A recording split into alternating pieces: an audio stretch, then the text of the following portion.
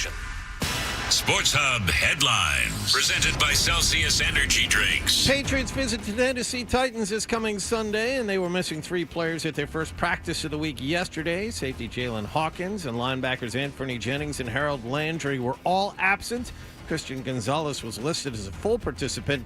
The team will be back on the field this afternoon. Celtics wrapped up their preseason with a record of 3-1 last night. Care of a 110-108 win over Toronto at TD Garden.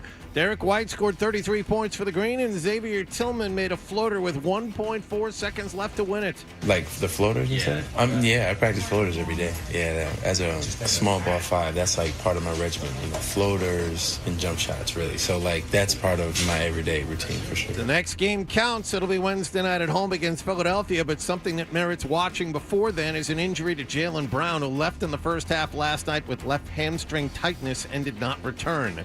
Former Celtic Malcolm Brogdon retired yesterday. He was on track to make the Knicks roster next week. Bruins open up a 3-game road trip in Las Vegas tonight. Brian Johnston and Bob Beers have the pregame at 9:30 and the face-off at 10 here on 98.5 The Sports Hub. Hampus Lindholm was back at practice yesterday, but there's no word on whether or not he'll play this evening. The Red Sox Don Rafaela, Wilyer Abreu, and Carlos Narvaez have all been named as American League Gold Glove finalists. And at the baseball playoffs, Toronto blew out Seattle in their own ballpark last night, 13-4. Mariners still lead the American League Championship Series 2-1. Sports Hub headlines are brought to you by Catches Law. At Catches, they specialize in helping those who have been injured not only from a one-time incident, but from a lifetime of hard work and labor. Does this sound like you? Visit CatchesLaw.com. I'm John Wallach on Boston's Home for Sports, 98.5 The Sports Hub. Your next update at 6:30. Here we go. Boom. I win. Kaboom. Yeah. It's so funny. We've got a passion for Boston sports. Get angry. 98.5 The Sports Hub. Ladies and gentlemen, I need all of you to stop what you're doing and listen. Toucher They love the show. In fact, they said, Fred, you're the best. and Hardy Who's Taylor the originator? on 98.5. Hello. Hey there. Aloha. Bonjour. How are we doing? What? I'm an animal. Can we use this for the radio? No, Nick, with your drinking at noon on Monday. Well, I tell her the truth, I'm his booty. That problem is too large for the Sarge. You know how I feel about clowns on morning shows? I'm just saying, hello. Toucher and Hardy. Watch Daddy and Uncle Freddie. Knocking back 25 glasses of soda. Having some fun. On 98.5 The Sports Hub. Let's go. That is a good idea. Oh, nice. Blood. Good Shut up. morning, everybody. Good morning. We are Toucher and Hardy, Town Fair Tire Studios, 617-779-0985. You can watch us on YouTube. Go ahead and subscribe to 98.5 The Sports Hub on YouTube.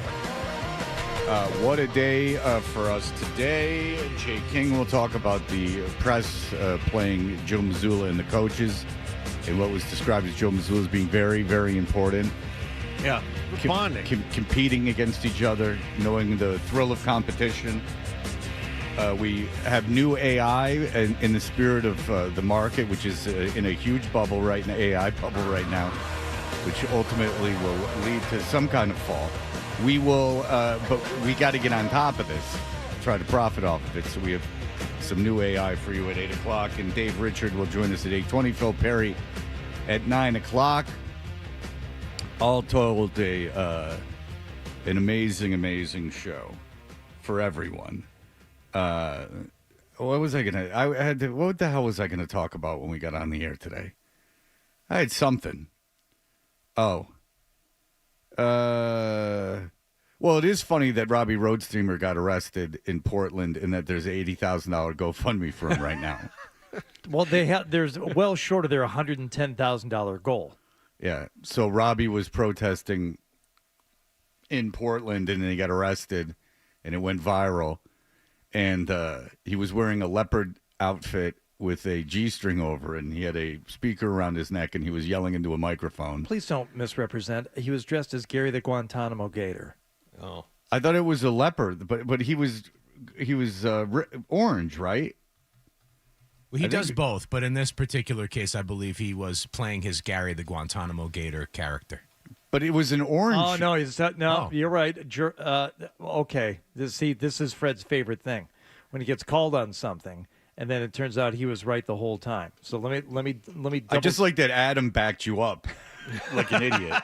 He just was like, "Yeah, I know." Well, he's usually right, so I figured I'll back the right horse.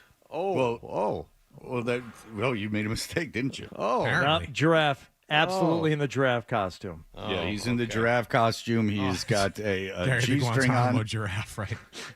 So what he's doing is he's wearing. It's very frightening. He's got a leopard costume on, a furry costume from head to toe.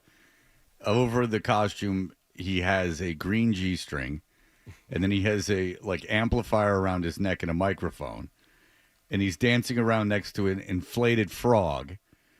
So he's sitting there and he's dancing and yelling, and then ultimately they come out and arrest him, and then they take him in, and now there's $80,000 in the GoFundMe in less than 24 hours. So that's pretty impressive. Now, am I going to contribute to that? No. $80,000 is enough money. Seem to be larger forces at work here. Yeah, I don't want to. Maybe steer clear of this one. I don't know what's going on. I mean, I would be more concerned if they could somehow deport Robbie, but were they going to deport him to Danvers? Where are they taking him? Yeah, the North Shore. It's not in the country illegally. Where would they send him? Would they spin the wheel? Paraguay. Okay. Well, I'd imagine that if you're Robbie, the best thing I don't imagine. I know. I don't know for a fact because I don't talk to Robbie, but unless he's in here. But I would assume for Robbie, that's the best case scenario, is that you get arrested for not doing anything really. I mean, he didn't assault anyone or anything, so he just gets arrested for whatever. Regardless of whatever kind of law is going on, I assume that he must be released. He's a citizen of the United States. So but then in the meantime, that thing's going to get up to $150,000. You got to assume if $80,000 in one day, sure. Then he just gets some GoFundMe for $150,000. Get arrested every day. Be like Abby Hoffman, going around just getting arrested all over the place. End up going. Maybe he becomes some kind of counterculture hero. Or maybe the funny thing would be if they he got vilified and they started this press campaign against him, and they're like, he used to be the lead singer of the Sweatpants Boners, and he's a very important cog in this resistance machine. I would love to see that headline. That would be fantastic. The former manager of China, the wrestler China, is he's a tool of this vast conspiracy. It's pretty funny. So I've got a text into Robbie. We'll see if he's been released. He has access to his phone. Something. But now, because I mean, I understand what you're saying, Fred. For him to have this happen, if it ends up being an unlawful arrest or detention or whatever, or the charges are dropped, yeah, that's ultimately good for him. I can't imagine it was fun to be detained in any way. They probably weren't all that's not a fun experience, and I'll help him in any way that I can. I don't know that he needs more funds at this point. No, I think he's fine with $80,000. No, well, if they beat him up or something, which I highly doubt happened. I mean, it's a fairly public arrest. No, I think that the point that he's trying to make was made, is that you go out. He was peacefully protesting and he got arrested. I don't know how unpleasant they can make the process unless they're just not obeying the law. I mean, they would take him in, they would book him, they would put him in a cell, and then he would get out. I mean, I don't really know if anything else happened, then he will sue. Well, that's maybe one of the primary concerns with this group of not ready for prime time, as Robbie called them over his microphone and speaker that was hanging around his neck. Here they come, not ready for prime time players, and the ICE agents come out. Yeah, maybe those guys aren't following the letter of the law when it comes to. Well, detainments. Robbie has people behind him and the ability to get legal counsel. So I would hope that if that happened, that the United States still has a due justice program, and that you're not allowed just to arrest people and keep them longer than you're supposed to or beat them up. That Robbie would not be despite Robbie's clownish behavior and oddness. I mean, that went viral. I don't know if that's the guy I really want to be screwing around with. I mean, it's one thing to take some poor guy that doesn't live here and ship him off, and you're really not going to get a lot of blowback. But if you get a guy who's got people willing to give him $80,000 in 24 hours, that's probably not the person that I want to be bending the rules for. Maybe he'll get an ally from an unlikely source, someone whom he's actually complimented in the past and went semi-viral for a second time after telling this woman that she had beautiful horse legs, Marjorie Taylor Greene. Now, he has said nothing but complimentary things to her, and now that she's kind of on the outs with the current administration, they seem to be at odds on certain issues. Maybe she could come to his defense. That's well above my pay grade, and that's certainly not her district. I mean, she is from rural Georgia. Far-reaching powers, Fred. Absolutely. I mean, she certainly is something. So she is, she's rogue right now. She's going rogue. So that's about the end of it that I know of. But I'm guessing that Robbie's fine. And I'm assuming that if you're protesting, this is the kind of best thing that can happen for you. Yeah. You want to bring attention to your cause. Congratulations. Right. That's it. And I mean, you can ask him, but any kind of speculation that he was unfairly treated, I mean, that's not legal. All he was doing was standing there doing his thing, right, not burning a flag, not doing it. It's not like a big, it's not going to be a big First Amendment case or something. I mean, he was standing there being annoying. So he was arrested, and then he was, I'm sure, booked and detained and then released. If that's not the case, and they did anything illegal, I would hope that that wasn't allowed, because you're not allowed to break the law. He was arrested. There's a way that it's handled. He should be out by now, and he should be on his way. And it's kind of like, if you want to arrest protesters, like, that's kind of, you just got to book them and do all that crap and then let them out. It's annoying. It's annoying for everybody. Seems like more of a pain in the ass to do it instead of just leaving them alone. Well, I think there's a part of a reason that, like, cops generally don't start arresting, like, every protester on the street. It becomes like a whole thing. And visually, it's bad too. Yeah. I would imagine you're trained not to try to go viral for arresting some guy in a leopard suit. Somebody didn't get the memo. Like, I would assume that would be that I don't think anyone's high-fiving like, "Way, this is awesome." Oh, thank God. Like, yeah, like you finally got that guy. You couldn't have just giraffe let him, guy out of here. Yeah, Good. you couldn't just let him yell into a microphone. Like, you could have just, like, let it go and pretended not to hear him. But now you've arrested him, which I suppose you can do. And there it goes. Do you remember? But I'm not overly concerned that Robbie was mistreated.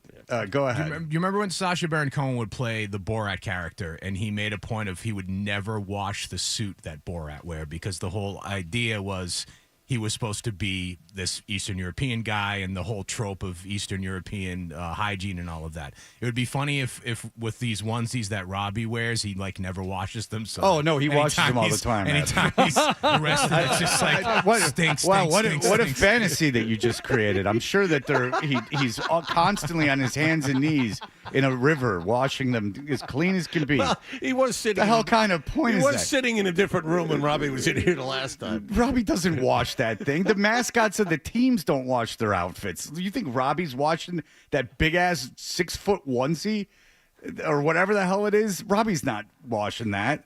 No way. Unless he just got it, which I highly doubt. I think I seem to remember Robbie telling me that he bought a really nice front-loader washer with the comforter setting on it. So, yeah, maybe he is putting that in there every other day. Not every day, but, every other wearing. That thing gets a real deep clean. I'm a little confused because it says Blind Scott Robbie, and then it says not Blind Scott dialed out number. So I don't know what any of that means. Why? How would I know what that means? Well, Nick is saying it's someone pretending to be Blind Scott. Okay, but there has to be a little more information, Nick. Yeah. I mean, that's ridiculous. It says Blind Scott, so that's Blind Scott. And it says not Blind Scott dialed out number. How the hell would I know what they want to talk about? How about guy pretending to be Blind Scott? Wants to talk about Yeah. blah, blah, blah. I mean, talk about a loose ship around here. First of all, when he kicks someone off that YouTube thing, we get email from the person from the YouTube thing. That happened yesterday, and it's like, leave me alone. That's Nick. Email Nick. And then you deal with Nick. And then Nick with the phone. Nick. He hasn't changed anything in there, by the way. It still says not Blind Scott, pretending to be Blind Scott. Apparently this is something he'll put into motion later. He's trying. I see a pop-up screen on the call screen. I mean, he's only been doing it for 10 years. I mean, it's got to be a little difficult to maneuver around that thing. You would be frustrated with that too. Oh yeah.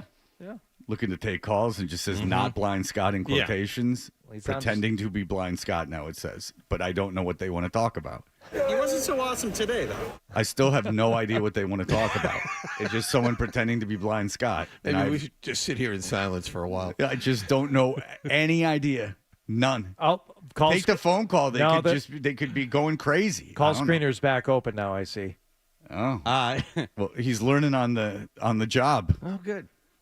Yeah, usually what they want to say. Now, a lot of times it's wrong, but that's fine. At least I'm going in with some sort of knowledge because I'll judge the phone calls to take based on, get this, what they want to talk about. Yeah. Not their name. Right. Nick, what do they want to talk about? Yeah, Okay. That's tough to spell in his own defense. 4 hours of just working the YouTube and answering the phone, but it's too much. He does have to do the podcast where there is cutting and pasting. That's become a nightmare now. A nightmare. It might not sound good, but I don't think it's a nightmare. Be nice to Nick. Today's his wedding anniversary. This is Nick's wedding anniversary. Be nice to him. Well, Lord knows that you better celebrate because there's no bigger a day on the calendar than your wedding anniversary. That's right. I have never felt compelled to nor understand anyone else recognizing my wedding anniversary. Mm-hmm. It is a day for two people and two people only. Like my mom always sends a card, which is very nice.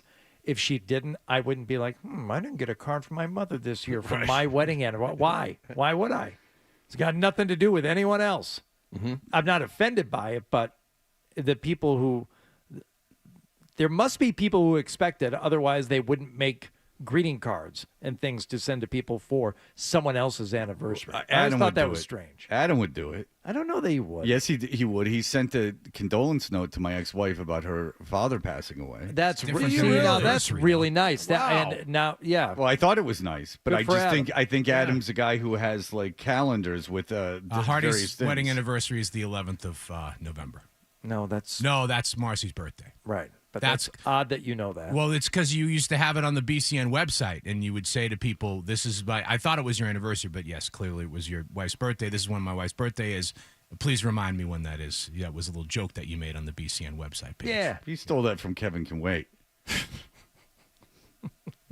I don't like that. All right. What does that guy want to talk about? The guy pretending to be Blind Dude, Scott. you get an What answer? is he on? Still nothing. Still absolutely nothing. This isn't good. He's not going to do it. Because Nick gets mad when he makes a mistake and he gets called out for it. So I would assume he's being grumpy and not wanting to change it, as if I'm an a-hole. Maybe the call screener is in our room. Yeah, and he's got to go Once down the again, hall. difficult to spell. No, he gets annoyed because he's like, "Ugh," and then it's like, and then so he won't do it. And because I said No. because I said Nick didn't do something right, and therefore I'm the devil, an absolute devil, unfair, really. I don't care about it, but it's not good behavior. No. Oh, now Blind Scott wants to babysit Luigi. See, now I know. Okay. Now let's hear what's all the hubbub's about. Not Blind Scott. Hello. Yeah, I heard little Luigi needs a babysitter, but my girlfriend's sister has a Saturn, and she's got no car seat, but there's a comfortable trunk, you know? I could take him to a Revs game. We're still at Friendly's in Framingham. But I had cucumbers for breakfast this morning, and I ruined my blankets. I went to get a new one, and it smelled like cheeseburgers. So I went to the store, and Hardy, you'd appreciate this. I got a Ryobi electric rechargeable dishwasher that I had to get over a chain link fence. So I called Hamilton Zanzibar. He's the county clerk at Cleveland Circle. He got 3 Ecuadorians from Home Depot, and one was really into Greek religion, so he had on a toga, and he was doing cartwheels in Newton Square. So there were too many buckets, and I've never been to the West Boston transfer station before. But it was a really good time because there was 4 18-size. Oh, God. See, that was really good. That's wow. See, you pushed Unexpected. Nicholas a little bit, Yeah. and then you get that. I wouldn't have taken the call if I didn't push Nicholas. Call of the year. Oh, it was great. That sounded exactly like him. Jesus. I wanted to put him on hold so we could get his name. Call back if Nick answers. If he doesn't answer, keep trying. That just made my day. Yeah, that was perfect. Wow. If he didn't write that down, that's an incredible improvisation. Yeah. That is dead on. That is dead on. Wow. Just for Blind Sky, what'd you think of that? Oh, boy. Yeah, that's someone who knows me. They have a stand-up comedy night at Cafe Della Sport in the North End. That's somebody from the stand-up comedy night. I'm sure I've talked to them on the street around here, so they've actually been able to mimic what I say, you know? Oh, okay. Well, that's good. You're famous, Blind Scott. Yeah, cool. Yeah. Thanks to you guys. I really appreciate everything you do, and I wish Nick the best of luck with his job. He's a really hard worker, you know? Yeah, you feel bad about getting mad at Nick the other day. You notice I didn't get mad at Nick when Blind Scott got mad at Nick. I was on Nick's side in that argument. God. So I do have Nick's side, but we have to admit that I was correct in pushing Nick there, right? Yes. Because we got Hardy's Call of the Year. Yes. So there you go. Thank That's you. all. So for Thank the you, audience, Fred. for all the no, it's the whole audience is going to be like, Nick, your friend's a dick to Nick. But I'm not being a dick. I'm just trying to make the show better, which helps Nick, and that's all. So there you go. Well, why don't you do it off the air? Because I'm on the air, and it's happening now. That's why. Have I answered everyone complaining's questions? Everyone who's getting very annoyed? Have your questions been answered? Have I been able to make my cause? Or are you so cemented in? Well, anyway, Robbie, if Robbie gets back to Hardy, we will find out everything that happened to Robbie Roadsteamer. We'll be back in just a moment. Toucher and Hardy, 98.5 The Sports Hub.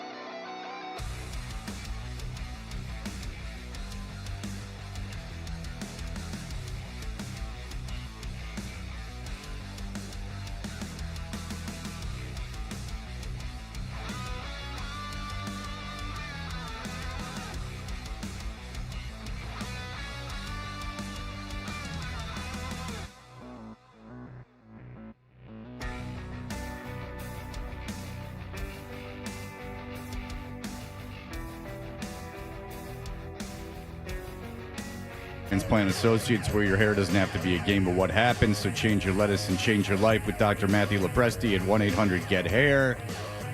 Hardy, what happened last evening? Let me ask you a question here. In fact, I'll ask the Birdman over there. What has been odd about this MLB League Championship Series, both of them so far?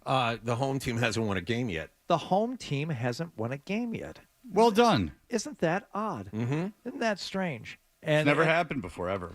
As the Seattle Mariners took the first two in Toronto last night, they went home, and it looked like it was going to be more of the same early on. First inning. Bieber looked back at Randy. The stretch and the pitch to Julio. Swinging a well-hit ball. Deep to left field. Going and goodbye baseball. He almost hit his face on the board, the out-of-town scoreboard in left center field.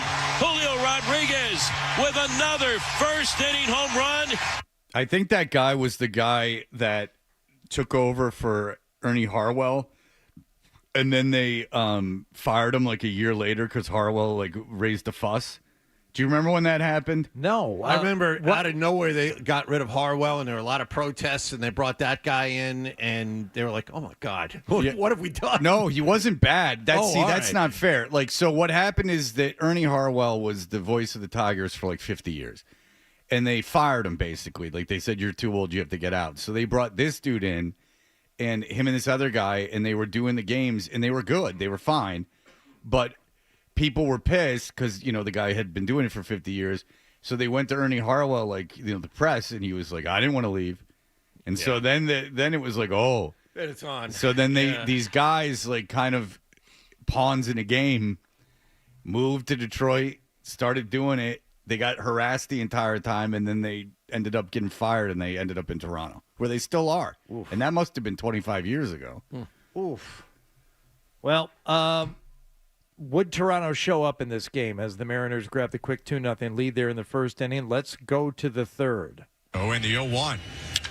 Swing and a high drive. Right field. Robles racing back to the warning track. Looks up at the wall. It's gone. Andres Jimenez with a 2-run blast to tie the game in the third. All right, so finally some life from the Toronto Blue Jays. All that did was just uncork the dam, because then it turned into home run derby for the Toronto Blue Jays last night. And the pitch to George Springer is drilled. Center field and deep. Going back Rodriguez. Warning track wall. Out of here. To a chorus of boos, George Springer comes around third and home. A solo homer, and it's 6-2 Blue Jays in the top of the fourth. See how far he hit that one? I mean, I think it was 435 feet. Absolutely crushed it. How do they know? I mean, they determined just where it lands in the stands, because if you were, to just extrapolate out where the ball was going to land, shouldn't you be able to measure how far it would go if it landed on level earth? You're going to have to say that again. Okay. You're going to have to explain that a little better. I think it needs to be explored more. Okay. I just didn't quite understand. We're all about the distance that the ball travels. Right. Do they stop measuring where it lands? What if it lands in the upper deck? I think it's projected distance. Thank you. That's all I wanted to know. Fine. Now that you explained it appropriately, I was able to give you an adequate answer. I think you knew the whole time. You just wanted to make me sound dumb. Alejandro Kirk, by the way, is a funny-looking guy. Yeah, he's about 5'5", 210. He's listed at 5'8", 245, but Okay. there's no way he's 5'8", and there's no way he's 245. He's 200. You say 210. He's 280 pounds, John. My point was he was small and fat. Yeah. He well, was 210 smaller.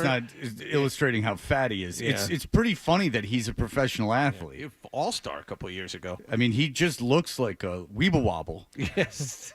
I mean, he's like the odd one that you can tell is little and fat. Yeah. But he must be strong as hell.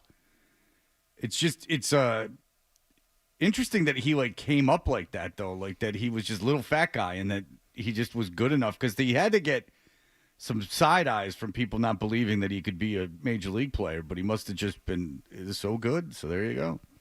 For Alejandro Kirk. Yeah, well, after Vlad Guerrero's home run in the fifth made it 7-2, Alejandro Kirk had this to say in the top of the 6th. 1-1 pitch.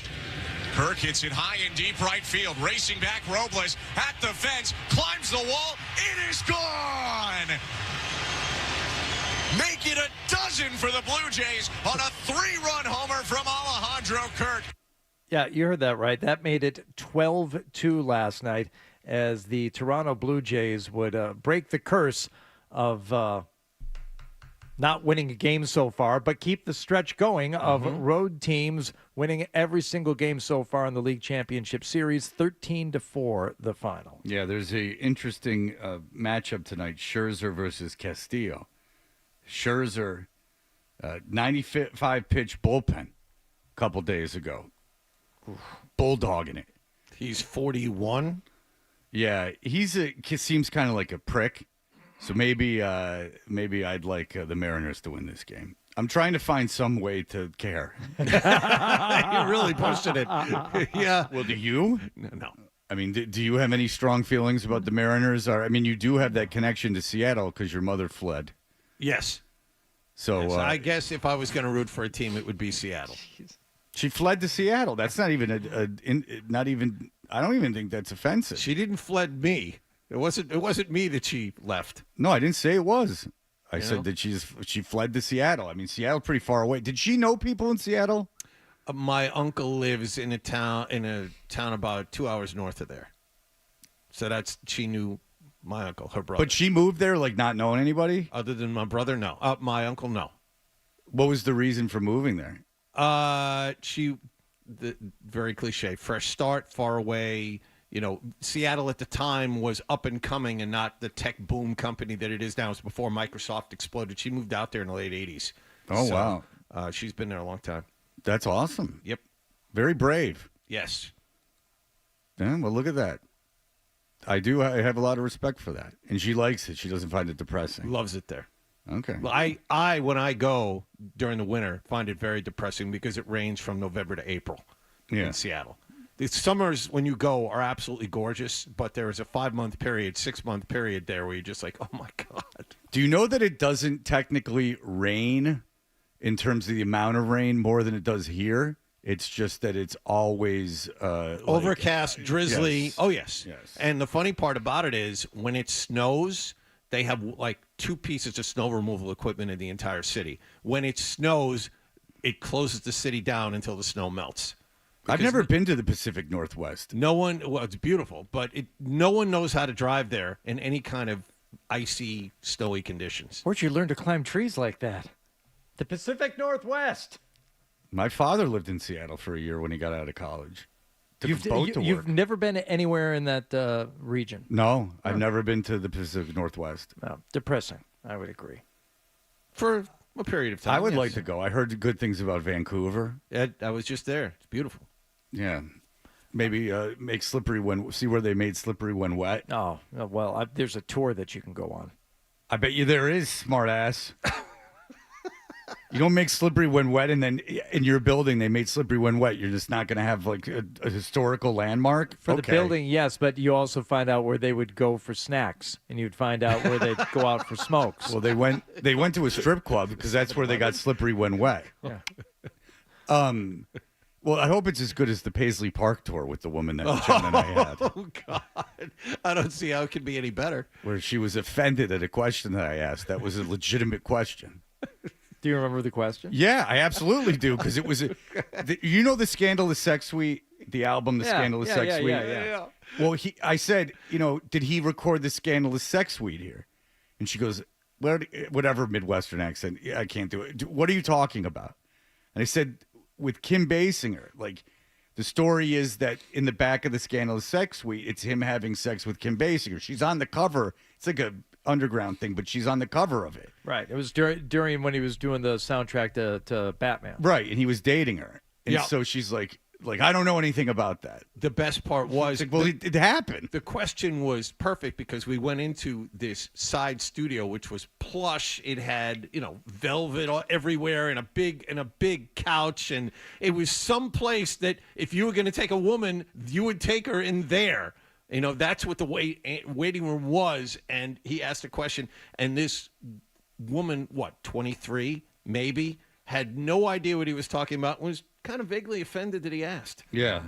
It It's was like really where they something. recorded Rocket Queen, like famously, like Yeah. I think it's Steven Adler having sex with someone in that, but I'm not positive. But Rocket Queen, there's sex in the background, and it's from the studio, having sex with a girl in the studio. It's a famous story. They tell it all the time. The Scandalous Sex Suite is an entire EP with him having sex in the background. I would assume that if you were giving tours as an expert on Prince, and I know it, that you would know it. Because I'm not even like a huge Prince historian. I only had his Greatest Hits album. I didn't even the double CD. I didn't even have anything else. I told you we went. I think Hardy. We told a story where we went into a room where the motorcycle from Purple Rain was. Had its own room and it was well lit, and she like walked right by it, didn't even mention it. What? Just Is that the motorcycle? Is that the purple motorcycle? She was like determined to go somewhere else. But I kid you not, this is on a platform. It's by itself in this gigantic room, as if to scream, "Hey, I'm here!" And she didn't even look at it as she walked by. Maybe it's haunted. It was really It's something. like walking past Annabelle. Not even supposed to acknowledge it. It was Alejandro Kirk and him just walking around. I kept tripping. It was two little guys just streaming through the place. All right. Celtics were in action last night. We'll find out from John. Yeah. Because he was the one watching the game. What happened? I'm ready. What happened with Jaylen Brown? We'll do that next. All right. Here are the headlines. Essential Sports Hub headline presented by Celsius Energy Drinks. Patriots will visit the Tennessee Titans this coming Sunday. Mike Vrabel's team had Christian Gonzalez as a full participant in practice yesterday. They were missing Jalen Hawkins, Anthony Jennings, and former Titan Harold Landry. Celtics held off Toronto 110-108 in preseason play at TD Garden. Derek White, 33 points. Xavier Tillman, the game-winning shot with under 2 seconds left. Jaylen Brown left last night's game with a tight hamstring and did not return. Celtics go 3-1 in preseason play. Bruins visit Las Vegas tonight in the opener of a 3-game road trip. Brian Johnston and Bob Beers have the pregame at 9:30 and the face-off at 10 right here on 98.5 The Sports Hub. Hampus Lindholm was at practice yesterday, and the Red Sox Don Rafaela, Wilyer Abreu, and Carlos Narvaez are all Gold Glove finalists this year. Sports Hub headlines are brought to you by AZEK Exteriors. For over 25 years, AZEK has delivered low maintenance, enduring beauty that outperforms wood. AZEK won't rot, keeping your home better protected. Don't cut corners. Use AZEK trim. Made in America. Visit AZEKexteriors.com.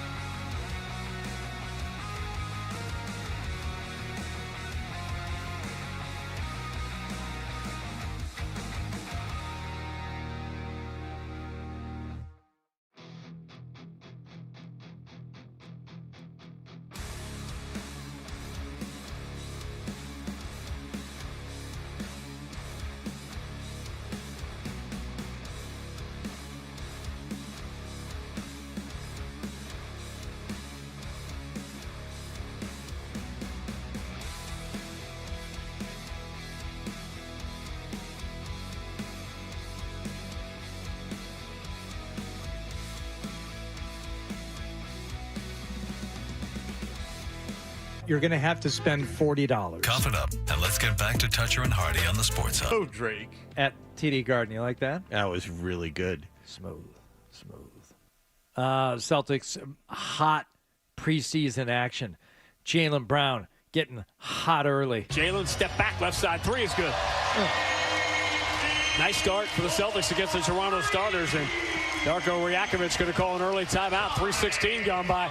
Yeah, let's just stop reacting so much. Let's pump the brakes here, Larry. We don't want this game to get away from us. Come on, Vitch. Jaylen Brown, though. Stop reacting. At one point in the game, he's running down the court, and then he kind of grabs what appears to be his left hamstring, John. Yes. Yes. What happened? Left hamstring tightness. I like how the Celtics in the second half are like, he said doubtful, as if there was ever, there might be a chance he'd come back. Look, the Celtics are what they are. They're a team missing their best player. Their second best player is going to be called upon to carry the team. And if their second best player is not available, things could get away from them very quickly. I don't know the extent of the injury, but it's not good. Not good that he pulled up lame there. Well, John put it on Slack, I think, or someone put it on Slack, and there was like a video, and they're like, here's where you can see where Jalen got hurt. And then in the video, I can't see where Jalen got hurt. Exactly. Just he walks off like with his hand on his thigh. Like I was expecting like a Tatum thing where you go, Right. oh no, like Right, he right, came right. up lame. I did. I put that up there, and you have to be focused on, okay, where is he? Where is he? If you're just Right. watching the game, you don't see it. Well, That's true. I was focusing on him, and I couldn't Yeah. see where he did it. But It wasn't anything spectacular. It wasn't No. like he stopped and started and went another direction. Right, he was just right. running and kind of pulled up. So Missoula, of course, was asked about it after the game. Joe, any update on Jalen? No, there is not one. I think he'll be okay. I talked to him after. He said he'd be fine, but I didn't get a full update. I'm sorry. All right. Well, thank you for your apology, Joe. Also, a question about Peyton Pritchard, who had a very off shooting night. Peyton was a plus 19 game high in a game he shot 1 of 11. Just what did you make of his ability to contribute without scoring? Every time we've brought him up the last year or so, it's been finding different ways to be impactful. And I think if you were to watch him during the game, you would have known that he missed 10 shots because of his effort and his body language. Unlike Jay yesterday, he missed like 5 or 6, and it was wearing on him. I was studying that. Oh. So referring to our guest coming up here in about 30 minutes from now, Jay King, he just takes a moment there to pivot and say Peyton, nothing like Jay King yesterday, who when he missed shots was completely out of his element. It was just good fun, though. It was just bonding. That's all it was. They're really getting a lot of traction out of this thing. Yeah. Well, rightly so. Zoe Beadle brought it up with Joe Mazzulla yesterday and wanted to know, what's the deal? This coaches versus the media thing? What are you doing? You put an ass whipping on those writers. Yeah, you're the man. 57. I just want to say the one sentence throughout the whole interview is Mark tried. Beadle tried every which way he could. He was the guy who's like, what are you doing? You're the man. Yeah, that's pretty funny. Yeah, That's he pretty kept funny. jabbing at him, and he's like, what's going on, Joe? 57-4, Joe. It's a little, again, kind of the world we live in today where, one tweet or doesn't tell the whole story or, you miss the context of what the point of something like that is and the intention of it wasn't to get out, but that's kind of the world we live in. It's something I want to do more. I think... Put him in a place more, right? Yep. It was all bonding. He wanted to make sure everyone. The other thing that Joe said a lot of yesterday. We were all working on a level playing field. Yeah, you got that. The truth really behind it is there's very few times. I mean, it's like with us and you guys and me is we go out to eat, we level the playing field. We're all kind of on the same page. Everyone's guards down, and there's not a distance, And so I think what was out again. It's unfortunate that people don't get the whole context of the day, but we all got to be in a competitive environment together. The difference is at dinner, it's not like a cooking contest. You know what I'm saying? No, it is. It's just like dinner. I don't know the context. All I know is that it was 57-4, and I don't understand why you wanted to do that to them. Why not? I don't get it. What is the context? How did this come to be? We got wind that they were coming into play, so I was like, let the coaches play as well. Again, it'd be the equivalent of us, going out to dinner. So I'm not seeing that. Have you guys seen any of the game, like in clips? Yes, I have. There's old guys and girls. Yeah. On the media team, like they're really having and now in fairness, to me it looks like they were just pulling up from like way far out and like because they're all D1 and ex-professional. That was players. later in the game. Earlier in the game, they were driving to the basket, getting dunks, pressing full court, trapping all over the place. There was a message sent. Yeah. So again, I kept thinking about this last night as more people started writing about it. Is that given it's more interesting the more I think about it, at least in my own head, is that Joe Mazzulla's whole warrior mentality and like, competing and like we're all on a level playing field and we got to compete and go be hungry and go after a goal.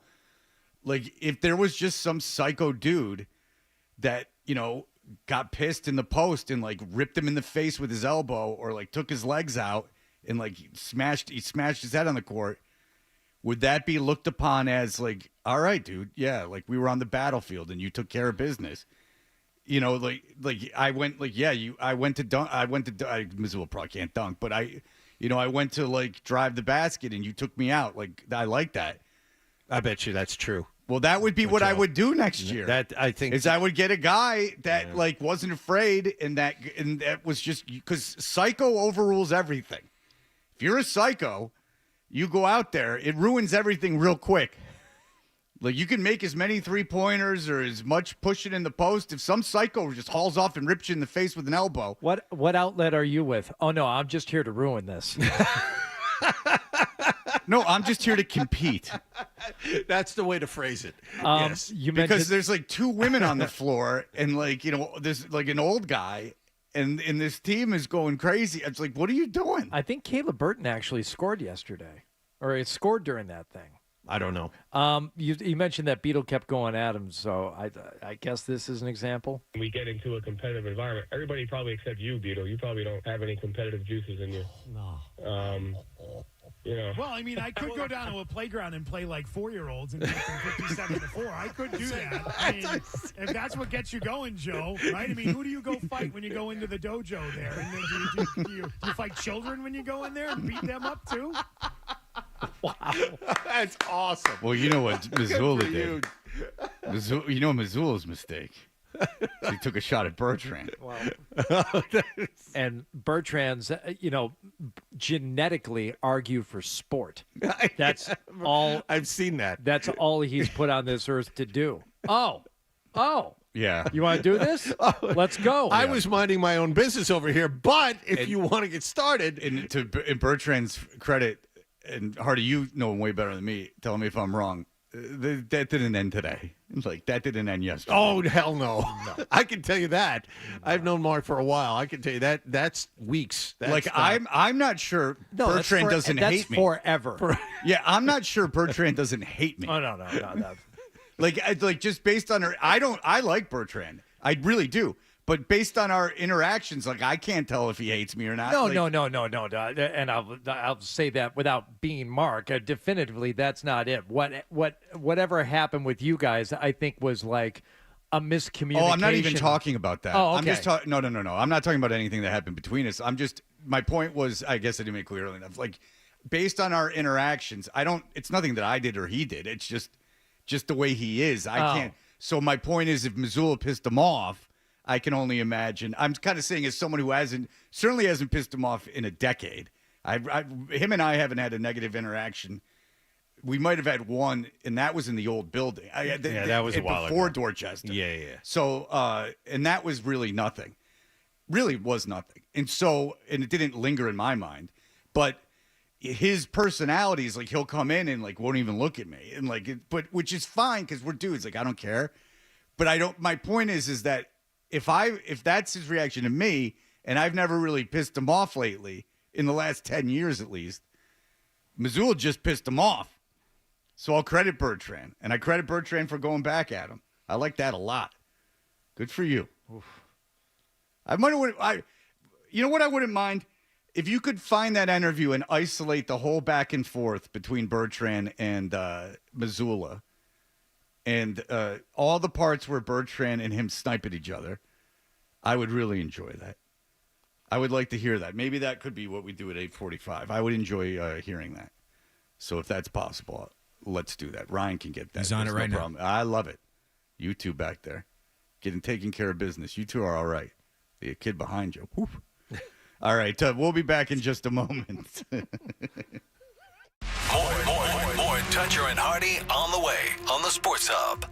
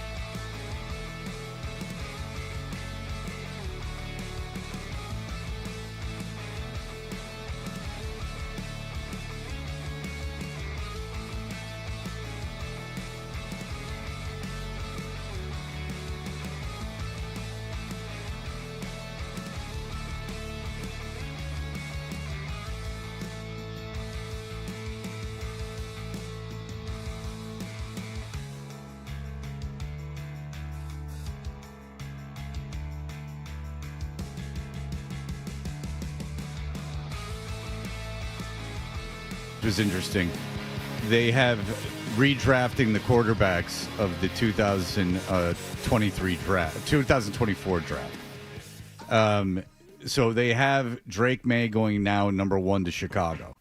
So the big news there is that Chicago would take Drake May over Jaden Daniels, which I can see. Mm-hmm. But don't you think if you were the Commanders, you're happy you took Jaden Daniels over Drake May? And I'll explain why. New ownership. You were getting rid of that terrible owner. You were looking to build a new stadium. And whoever ends up being better in the future, Drake May couldn't have done what Jaden Daniels did last year. We agree on that, right? Yes. Last year. He's an explosive player, flashy, great. You can sell that to a new fan base. Heisman Trophy winner, right? I mean, there are a lot of factors there, and we went. Well, they won a playoff game. Well, too. yeah, and we went over this. Which one would you have going into the future? And it's close. The difference would be May is a bigger guy, can absorb hits a little bit better, while that guy's quicker getting out of the pocket and sprinting down the field. Guy Right. catches him wrong, he could break him in half. Well, the thing is with Jaden Daniels, if he hadn't gotten hurt this year, I don't know if this guy would have felt the same way right now. But look, Drake May is probably going to end up being better than Jaden Daniels. But, now we're like splitting hairs. But if I'm Washington, I'm very happy I took Jaden Daniels over Drake May. If anything, just because of last year and what that did for my franchise. Sure. I mean, it like legitimized everything.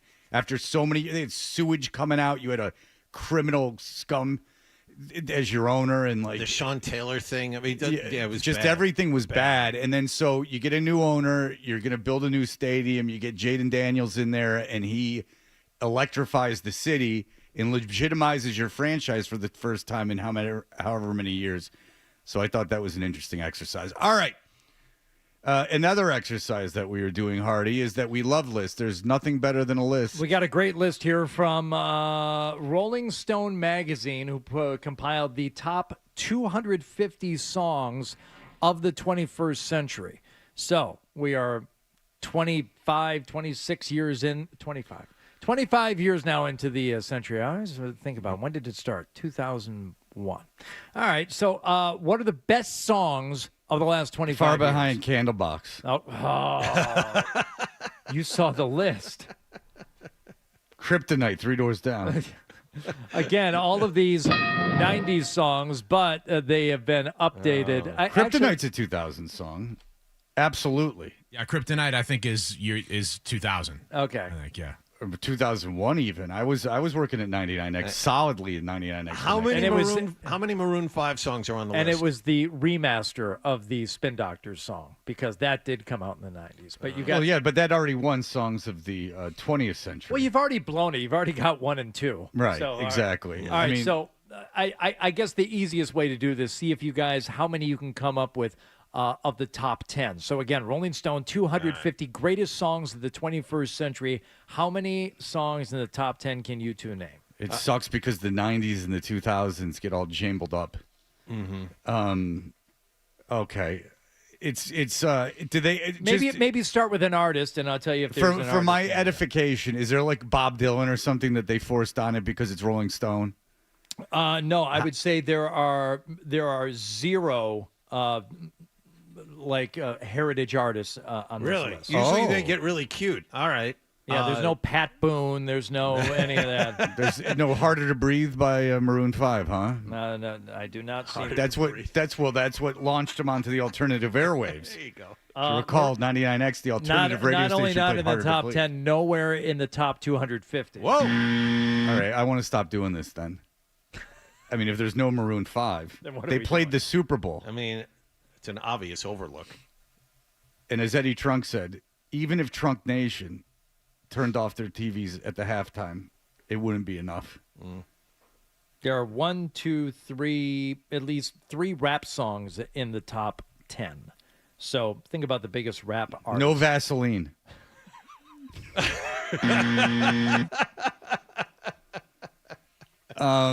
Let me think. I have one. You're talking about rap songs. Eminem has to be in there. How about Lose Yourself? Is that in there? Oh, John. That was a bad guess. No, it wasn't a bad. It's number 39. Oh, sorry. So. All right. So if no Eminem, and also the song "Stan" made it in at number 121, but not in the top 10. all right. There's 3 rap songs of the 21st century. Oh boy. Okay. There's got to be a Jay-Z song then. All right. Correct. 99 Problems? No, it is H to the Izzo. No, it is a collaboration between Jay-Z and his wife. Crazy in Love. There's got to be a Pitbull song. Pitbull, nowhere in the top 250. I throw shade at this list.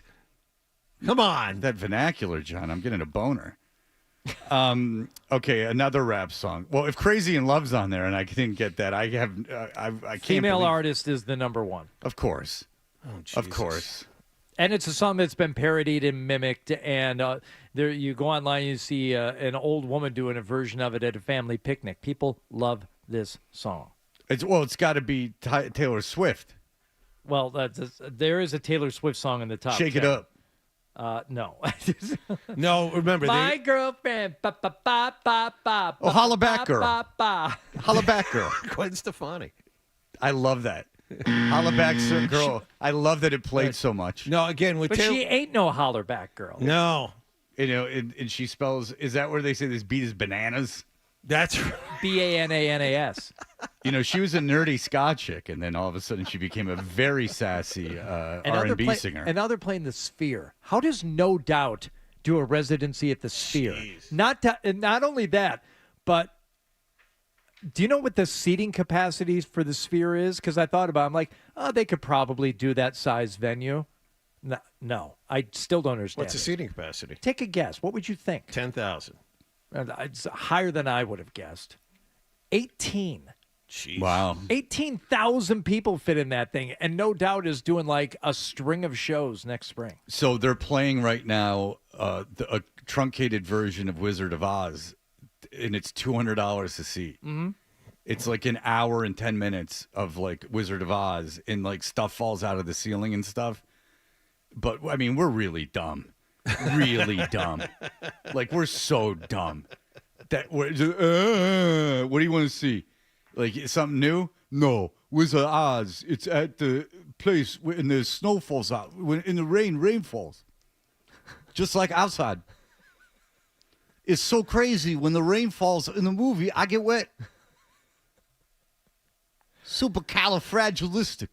They were reluctant to do it. And now they say, the way the tickets are selling, they could do this all year and just make all their money this way. They spent like $1 billion refurbishing the movie or some ridiculousness, and then it ended up paying for itself in like 10 seconds. Yeah.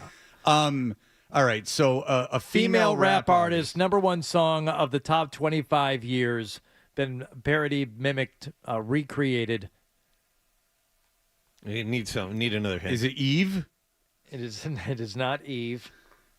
I have no idea who it is. I'm trying to think. Women rap? Female rap artists that were popular. Missy Elliott? There you go, Hey! Fred. Get your freak on? Yeah, This is number one? And give Timberland some credit. He's made a video with his AI rapper recently. So Timberland's getting right on that. This is the best song in the last 25 years? Yes. Okay. Greatest. Great. song. Sorry. I agree. The second greatest song of the top 25 years is from a band that I saw at the MGM Music Hall at Fenway. The only time I've been there, and Screwdriver. And I swore that I didn't know who this band was. I was assured by Marcy I did. She wanted to go. I still don't think I've ever heard a song from this band. And after seeing them, I described them as being synth rock for betas. Imagine Dragons. No. Oh, 12 no's. I saw them at the Sunshine Theater in Albuquerque, Hardy, in year 2000, 2001. I don't get it. It's a guy or it's a female front person, and her ex-boyfriend is in the band or something. No, her ex-boyfriend's in another band. She wrote this song about the ex-boyfriend in the other band. The song is called Maps. Oh, the yeah. Oh. You. All right. You could sit in the crowd with a rose. We've got the top 3 songs. Missy We Elliott, knock it out of the yes. park. Beyonce and Jay-Z, Crazy in Love. All right, the rest of the top 10. What White Stripes song is on the list? Well, I would say Fell in Love with the Girl, but it's not. It's the Seven Nation Army. Yeah, that's. Okay, I know the song. Yeah, no need to play that. No again. one ever needs to hear that one. This again. is sports radio. We've heard it. And which Taylor Swift song is in the top 10? I don't know. Well, that's a question for you, John. It's a Rolling Stone list, so it has to be the most self-indulgent one, right? It has to be cute. It can't be Shake It Off. What's the collaboration she did? Is it Bad Blood? It is not. It's a song. I'm going down for my nap. I'm like, perfect. Was the Zodiac Killer the Perfect. guy from the Drew Carey show who played his brother? Yes, and the husband from Fargo. Was that who the killer was? Well, that's we're left to our own devices. Yeah, Arthur Lee Allen. Was Arthur Lee Allen the Zodiac? I don't know. The genetic on an envelopes, and it didn't match years later, but they were convinced. They were convinced. Crossed his legs. How about a Kendrick Lamar song from 2015? Any ideas? No. What do we play? What's the song we play? I don't know if it's this one. It's called All Right. On the list that goes by the name Robin. Anybody Robin know who Thicke. Eviscerated. There's a Radiohead song on here, but let me just spoil the surprise. You've never heard of it. Okay. It's called Idiot Tech. Idiotech. Idiotech. From their landmark 2. Go ahead. It's a Frank Ocean song. Oh, my daughter loves Frank Ocean. It all sounds the same, though. Thinking About You. I've been thinking about you. Is that? Yeah. Oh, that is it. Okay. London Beat. It was a good song back I've been in the thinking 90s. about you. Pull that clip instead. Now. And finally, to My get daughter loves Frank Ocean, which is so funny because it's all atmospheric and like, I'm like, you have no attention span, but you can listen to Frank Ocean. and the I'm like, remember he was in Odd Future, and she's like, what? And I'm like, aha.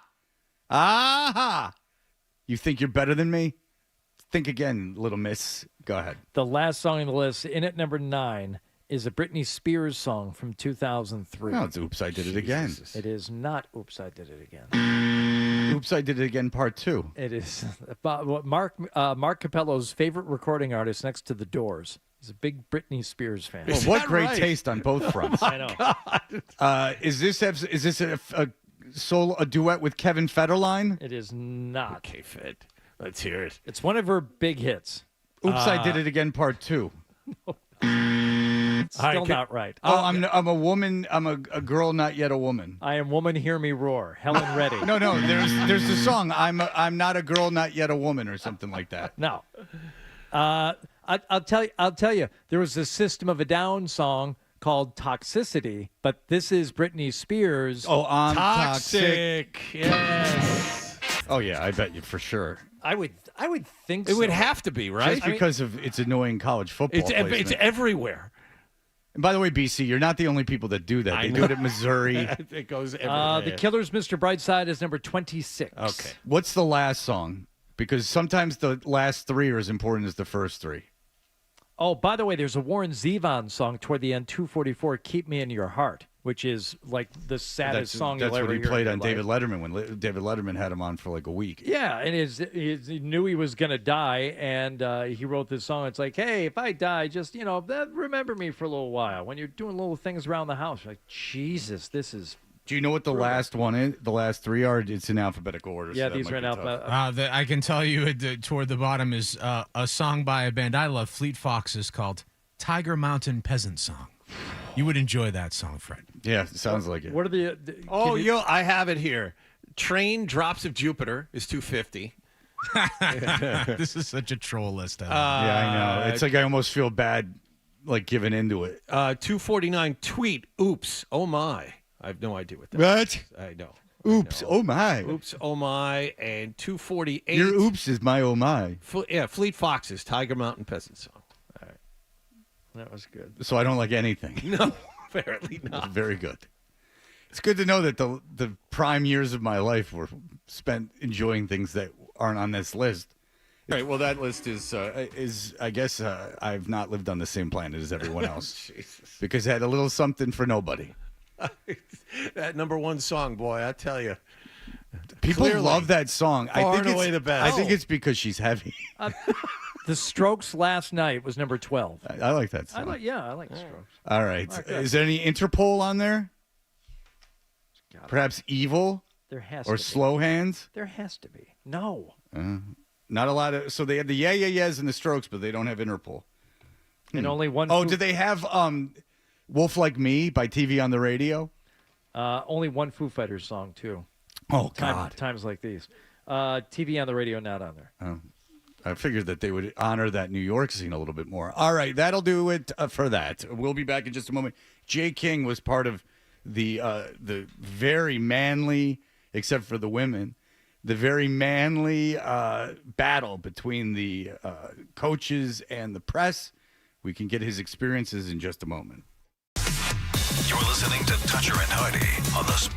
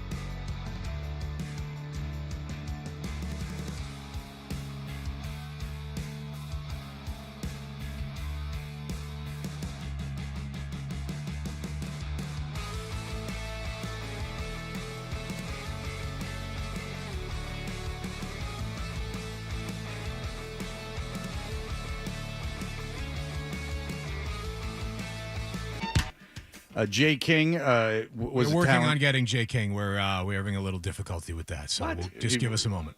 Okay. All right. Thanks for the heads up.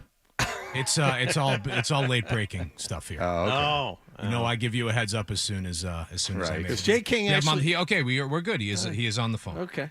I have a feeling Nicholas was dragging his feet again. No. Nicholas has been efforting Nicholas dragging to his get feet. you the audio you want for 8:45. He's been working on that. Then what's studiously. Ryan doing? He was working on the audio for 8 o'clock. Ah, So it's a team real effort Team back here. effort. Okay. Yes. Jay King was a very talented basketball player growing up, and he was in that game where they lost like by 50 points or something. 57-4. Right. It was a big hero for what heroes the coaches were as they beat the women and old men. Jay King covers the Celtics for The Athletic. Hello, Jay. Hey, guys. Yeah, thanks for having me on to talk about the best day of my athletic life. It was awesome. Okay, so you get there and you expect just you're playing media versus media in Brighton, right? Yeah. So we got there and they sent out an email and everything and coordinated a game between media versus media. And we thought that would be the case until we showed up, went to practice, and at the end of his press conference at practice, Joe said, hate to break it to you guys, but actually you're going to be playing the coaches instead. Okay, so that sounds like that could be fun. So you're going to go play the coaches, and the coaches. See, we have different definitions of fun here. No, but I'm getting to my I'm building this up. So so it could be fun. Like there's guys that maybe the best player in Providence history is that Gomshed. It was his son. It was his son. He played at Fairmont State. Oh, okay. He played at Fairmont State. But he was a very good college player at D2 Fairmont State. Okay, and then they have guys that were ex-NBA players. So you say maybe this is like fantasy camp. I'll go out there and we'll lightly run up and down the court. They'll hit some threes and we'll be on our way. And we'll get to say, oh look, we played with NBA guys and the Celtics coaching staff. And so is that what you're thinking at the time? Is that this might be like a fun little story? See, I think most people thought that way, but I knew enough to know that this was going to be a disaster because the gap in talent could not have been larger. Yeah, I know, but there's ways to play. Like if you were just playing 5-on-5. Yes, but this is Joe Mazzulla. Right. Well, so that's the point. It's not the gap of talent so much as that it's Joe Mazzulla. And Joe Mazzulla, so when you get out there, how what is their attitude of the coaches? And how are they playing you? They were pressing full court the whole time. Joe was screaming at the other coaches, get up, when they weren't fully applying pressure. They did whatever they could to force turnovers. The only thing that they did to kind of show mercy was, I don't know at what point of the game they started doing this, but Joe would start yelling threes, which it seemed like it meant don't get layups or dunks, and they just hunted for three-pointers instead. The problem was they made all of them, and it got incredibly ugly. Yeah, it was. I think honestly, all the other Celtics writers, a lot of the Celtics writers appreciated it, had a great time. I think I was the only one who was competitive enough to hate myself during this 12-minute bashing. And what was the point? Why did he do it? He said he wanted to just share a competitive playing field. But it's not competitive. No. They had practiced, and they were full court pressing you. Now, there was a message involved, but I'm just curious what the message was. Being a competitive thing, but the full court press takes all that out of it. Yeah. Then you're just being a dick. There's girls on your team. There's old guys on your team. It was... It looks stupid. I can be honest with you. The videos you guys have put up, the writers have put up, it looks dumb. He looks like a dick. They're pressing girls. I don't know what they thought this would look like. They're dunking over old men. I don't really know the messaging in this. It's wow, you're better at basketball than us. Hooray. I'm a writer. I don't know really what the point was.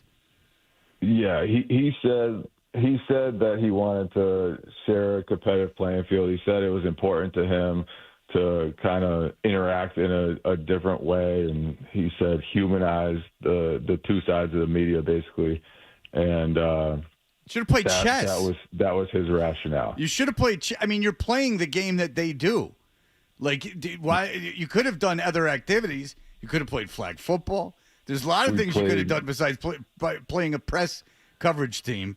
I mean, when I played AAU, we played that team with Weber and Rose, and they pressed us, and we couldn't get the ball past one quarter of the court. It reminded me of like the most lopsided AAU matchups, because in those days, like if you played the best teams, like you're 12 years old and guys are just dunking on you, and you're like, this is two different sports.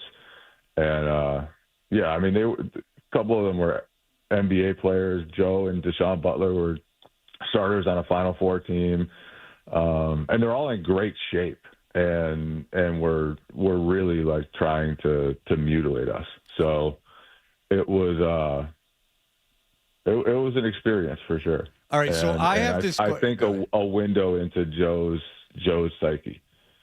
You don't seem overly impressed. I was pretty impressed actually that they committed to the bit or whatever it was to play as hard as they could for the entirety of the time, even though they were playing us, even though it was turnover and then dunk or turnover and then three, basically every single possession.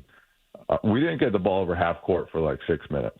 Yeah, he was trying to humiliate you. So, but the thing is that my question is this: is that Joe Mazzulla, if he always says he's like a warrior and competition and this and that, what if you guys had like a psycho on your team, and when they were like posting you up, the guy just ripped him in the face with an elbow and like busted his nose open?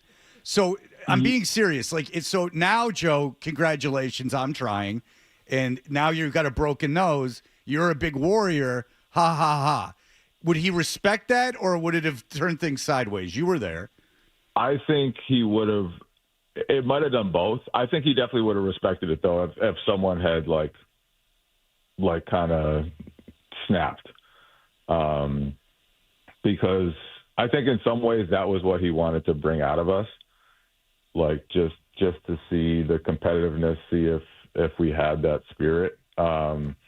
I think if someone had done that, he actually would have. But also, unless it was at Joe, I think it would have been counterproductive. Because I don't think the other coaches like relished in this. I think they did it. No, you'd have to do it to Joe. Yeah, you'd have to do it to Joe. You'd have to hurt Joe. Right. So if you do this again, will you hurt Joe? If anyone, I will. Joe's a trained MMA fighter. It doesn't matter. Elbow's an elbow. That would have gone poorly for whoever elbowed Joe. Okay, so you elbow Joe, and what's he do? He chokes you out? I mean, okay, I still broke your nose, and then you choked me out. I mean, you break. If I break your nose, you break my nose. I still broke your nose, and you're the coach of the Celtics. I don't think it was ever going to get to that point. No, it's a hypothetical. It's because Joe's like, I'm this warrior guy. He obviously orchestrated these things to humiliate you guys and put yourself in your place. Again, there's like girls and stuff. Now, some of the girls I'm sure are very good basketball players, way better than me, but nonetheless, they're female against former NBA players. It is what it is. It doesn't look good like on tape. It's not the end of the world. It's not like the craziest thing, but it was to humiliate you guys. So my point was like, if someone just was like, I've had enough of this, like you're trying to humiliate me, and like took his legs out. I don't doubt Mazzulla could kick anyone's ass. You get the right psycho in there, and the psycho beats any MMA training in some senses. But I'm just wondering. So you think he would have respected that? So I was correct in my. Yeah, I think that he would have been fired up about that. I think that would have been. He would have applauded whoever did that. All right. See, so we're on the same page. So, do you want me to bring a psycho to the next time they do this? Fred has access to. It's not just a guy; he's got a few people. Yeah, he's got people in mind for this. Yeah, some people ask me like, would Scal have made a difference? And absolutely not. Like he would have made a difference to the final score, but they were playing a style that he would have had to pass. And as soon as he passed, the person he passed it to was going to be incapable of dribbling a basketball because we are terrible athletes. Well, yeah, you're not professional basketball players. Scal wouldn't have made a difference. No, Scal would have gotten pissed. Scal would have gotten pissed. He said it on the broadcast, the TV broadcast. No. I know Scal, and I played basketball with Scal. Scal is, there's a reason he played in the NBA. Like, Scal is incredibly competitive. And huge. And it's scary when he's coming at you. Mm-hmm. So, like, if Scal was out there, he would have been very, very physical. That I can promise you. I know you know him, but I know him too, and I can maybe assure that's the difference we needed. We needed Scal's warrior spirit out there. I'm just telling you that if someone's going out to humiliate you physically, the counter to that, and I'm being dead serious, is just put out a psycho. And Scal, in a way, is a psycho in those in big. But just, you don't even need a big guy. You just need a psycho to like. We needed Scal's elbows. That's what we needed. I'm telling you. Yeah. It would have been funny if the story was the coaches went to try to humiliate the media, and the media had this maniac on it, and he broke Missoula's nose. There's a story you can write. And then Jay. that's like kind of it went sideways on you. Like you tried something, and we kind of countered it. Now you look like a fool. You went out here for this exercise to humiliate us, but now you got 2 black eyes for the first month of the season because someone broke your nose. Ta-da! See Joe wear a mask on the sidelines after the game. Yeah, like and he's like on national TV getting interviewed. Like, how'd your eyes get black? Oh, this guy broke my nose in this pickup game. Like, you look like a fool. Joe, your team is down by 10 at half, but what happened to you? He can't breathe through his nose. I know. You're fantasizing. I get it. All right. Well, Jay, you're the best. He did say he's going to do it again. So we do need to come up with a different strategy than we had this time. Well, I certainly could put a couple guys in your direction if you would like that. But Scal would make all the difference in the world, Jay. I'm telling you. And maybe not with the final score, but certainly final score. He would go nuts. He would go nuts. And he's so good from 3, too. All right, Jay. Jay King covers the Celtics for The Athletic. We really appreciate calling in. Thank you, sir. Thanks for having me on, guys. All right, we appreciate it. There you go, Jay King. Best appearance he's ever going to have. I wonder if he thought he was going to talk like any NBA. No, it's a good story. I mean, it's a national great story. I mean, that's what I'm more interested in than a preseason game. Johnny can tell you anything you need to know about the preseason game. He keeps tabs on this stuff. All right, we'll be back in just a moment. We have a segment for you at 8 o'clock, but the above and beyond Hardy did to get this segment done. We can explore that briefly when we get back. Essential Sports Hub headline presented by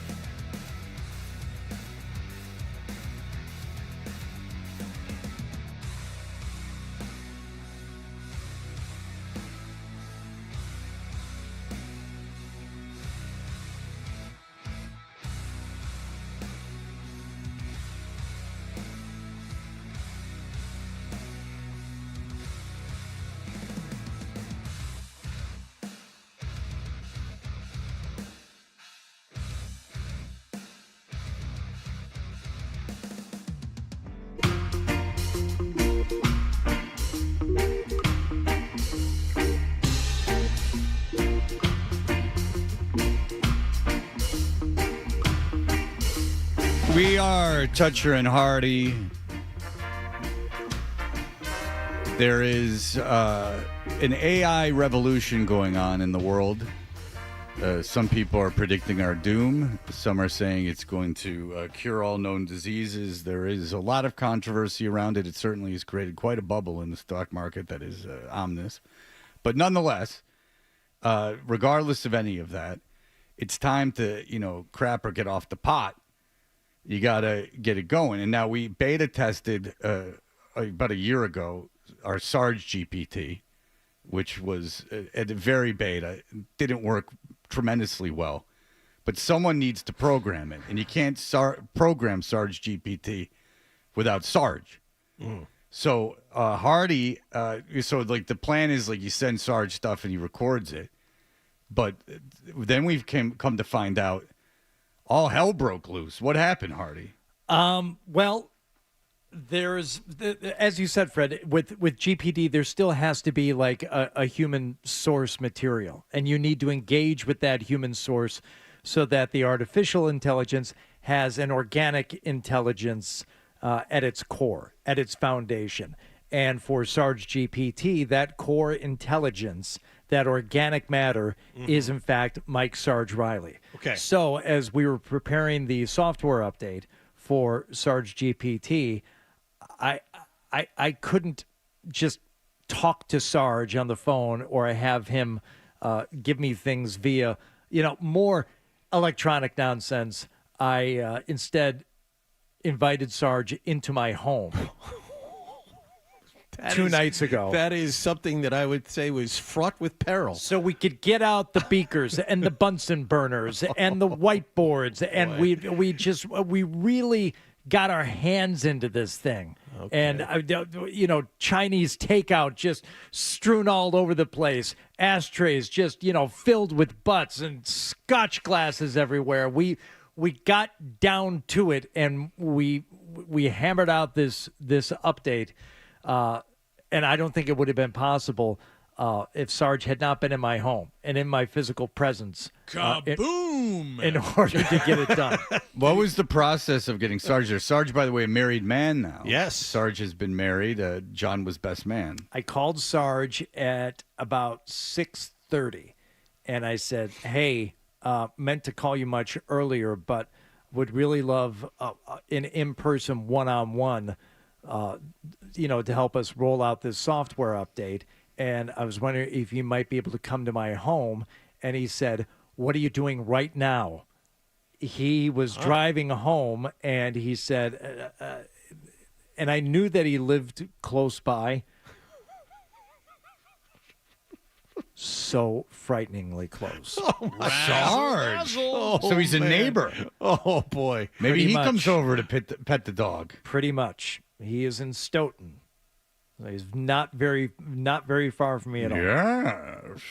I mean, for all I know, You got a cup of sugar, neighbor? drives past my street multiple times a day. Yeah. Just got a Every Mountain day. Dew over there. Is that Diet Marty?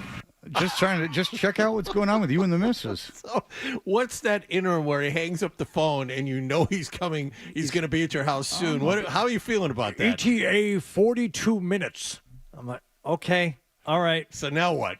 So Calvin walks by my office at that point. I said, So you hey, go to neighbors? I said, hey, I've got to, just so you know, I have a friend coming over. And he gives me a look like, you don't have any friends. Your friends never come over. What are you talking about? I'm like, this guy, Sarge. He's like, for what? I said, software update. I can't even describe to you.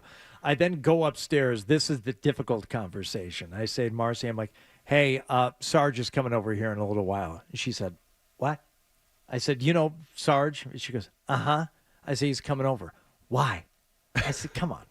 She goes, no, that's fine. Is he staying for dinner? I said, oh, no. No, there's none of that. Yeah, what you having? No. Wow, the stew tastes good. Don't let me put a finger in it. I said, I don't think so. He's on his way home. Brought some duck sauce. We have some work to do. So, sure enough, at the appointed time, I'm kind of waiting. I'm kind of watching the driveway. He calls me from the driveway. Sarge.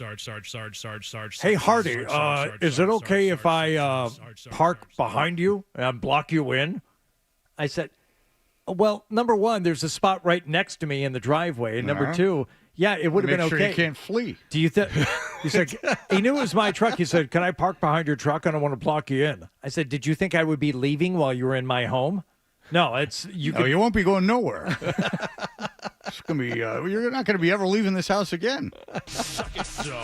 You can park that. It doesn't matter. Just come on in. Did he have the belts with him?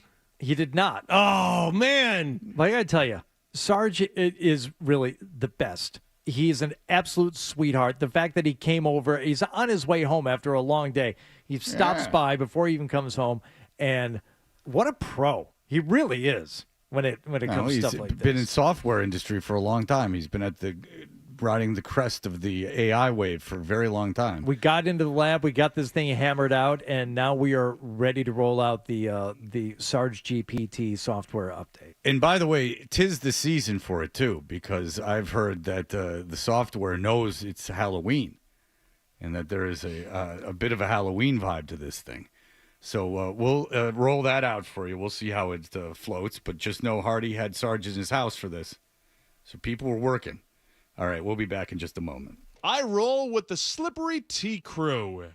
You're listening to Toucher and Hardy on the Sports Hub. You know about...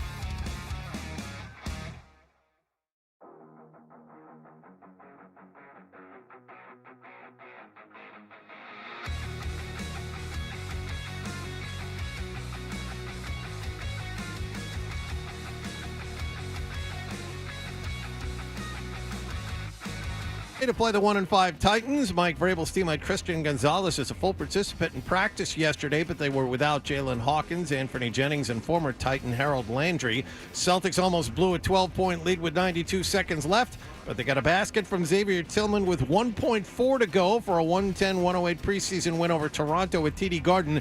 Derek White led the Green with 33 points, and he also had to step forward after Jaylen Brown left in the first half with left hamstring tightness. We're just constantly trying to figure out what we're trying to do offensively and just trying to find a great shot every time down. And I think I had the ball in my hands a lot, and especially like when JB goes out and like Sam's not in. So just trying to find that balance of being aggressive, but also I think I got to do a better job of just getting off of it. And they'll open up the regular season Wednesday night at home against Philadelphia. Bruins open up their road trip in Las Vegas tonight. Ryan Johnson and Bob Beers have the pregame at 9:30 and the face-off at 10 here on 98.5 The Sports Hub. Hampus Lindholm on the ice at practice yesterday.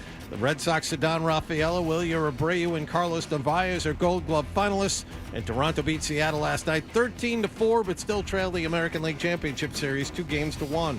Sports Hub headlines are brought to you by Mass Energy. Stay safe and warm this winter with your local home heating oil provider, and learn more about BioHeat Fuel at massenergymarketers.org.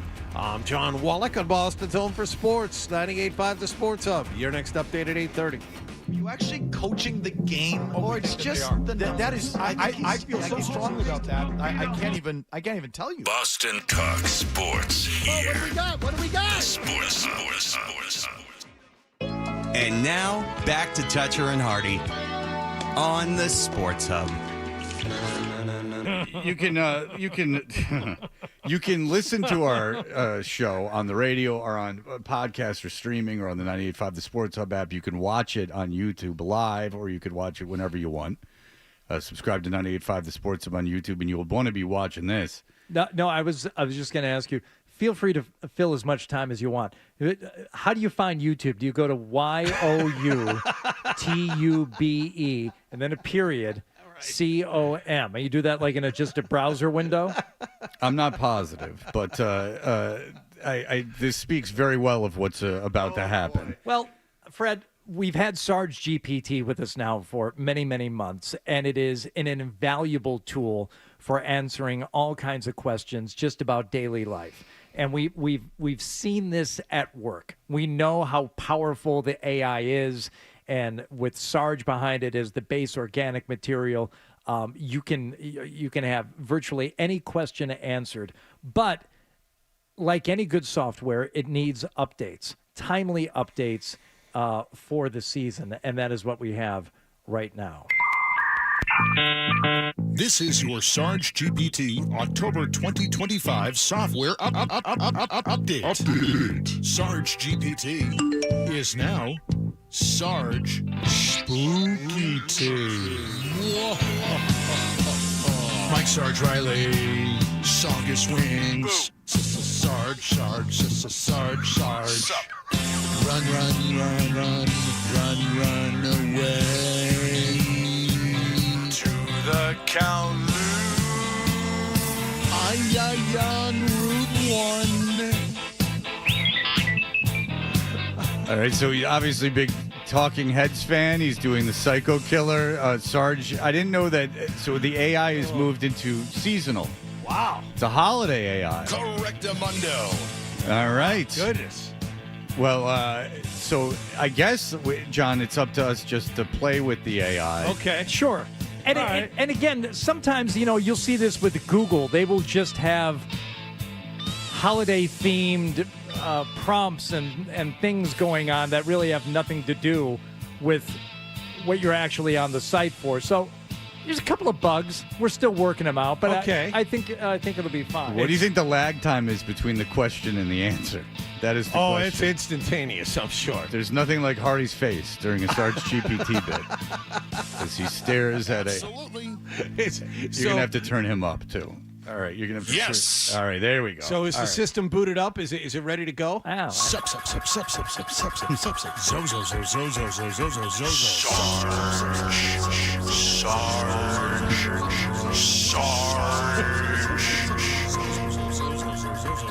Boom.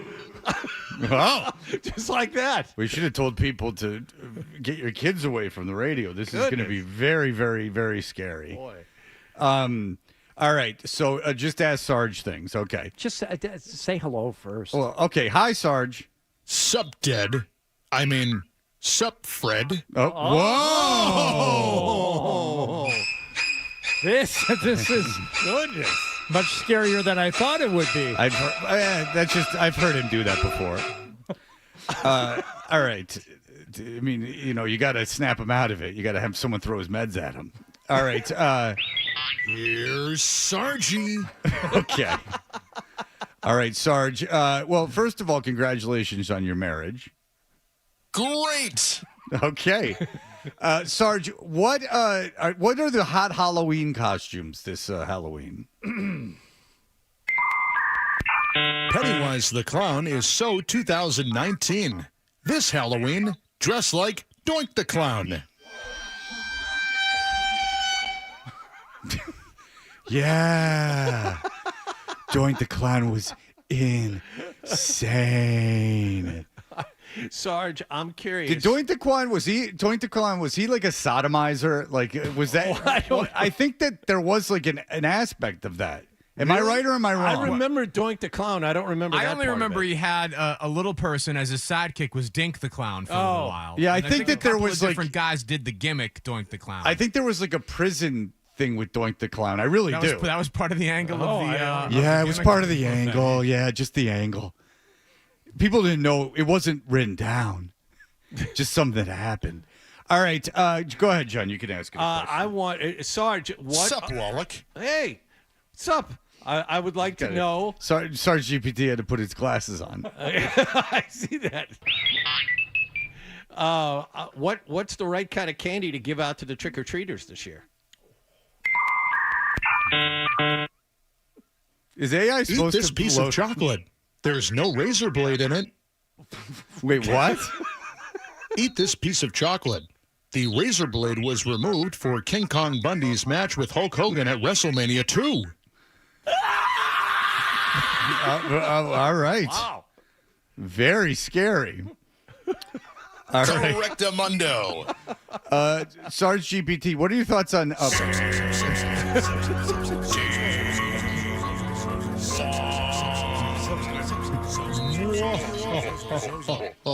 I do understand that you give a blood sacrifice to the Wong family every year. All right. Yes. Okay. Listen, I'll ask you this. I know that there's probably a big Halloween shindig going on at the Kowloon. How do you handle it when you're not invited to parties? Taking souls and digging holes. Whoa. Goodness. You could take that one of many ways. I don't know what the digging holes Yeah, is. At least he's kind enough to bury bodies. Instead of just chopping them up and leaving them in different dumpsters. Mistakes. I bury them. Okay. Oh, wow. Boy. Right. Very violent. Well, Sarge, Hardy, if you could lead me in a direction to ask Sarge something. Should it be Halloween? Sup, sup, sup, sup, sup. Sup, sup, sup, sup, sup. Sup, Dead. I mean, sup, Fred. Sarge, what do you think about adults trick-or-treating?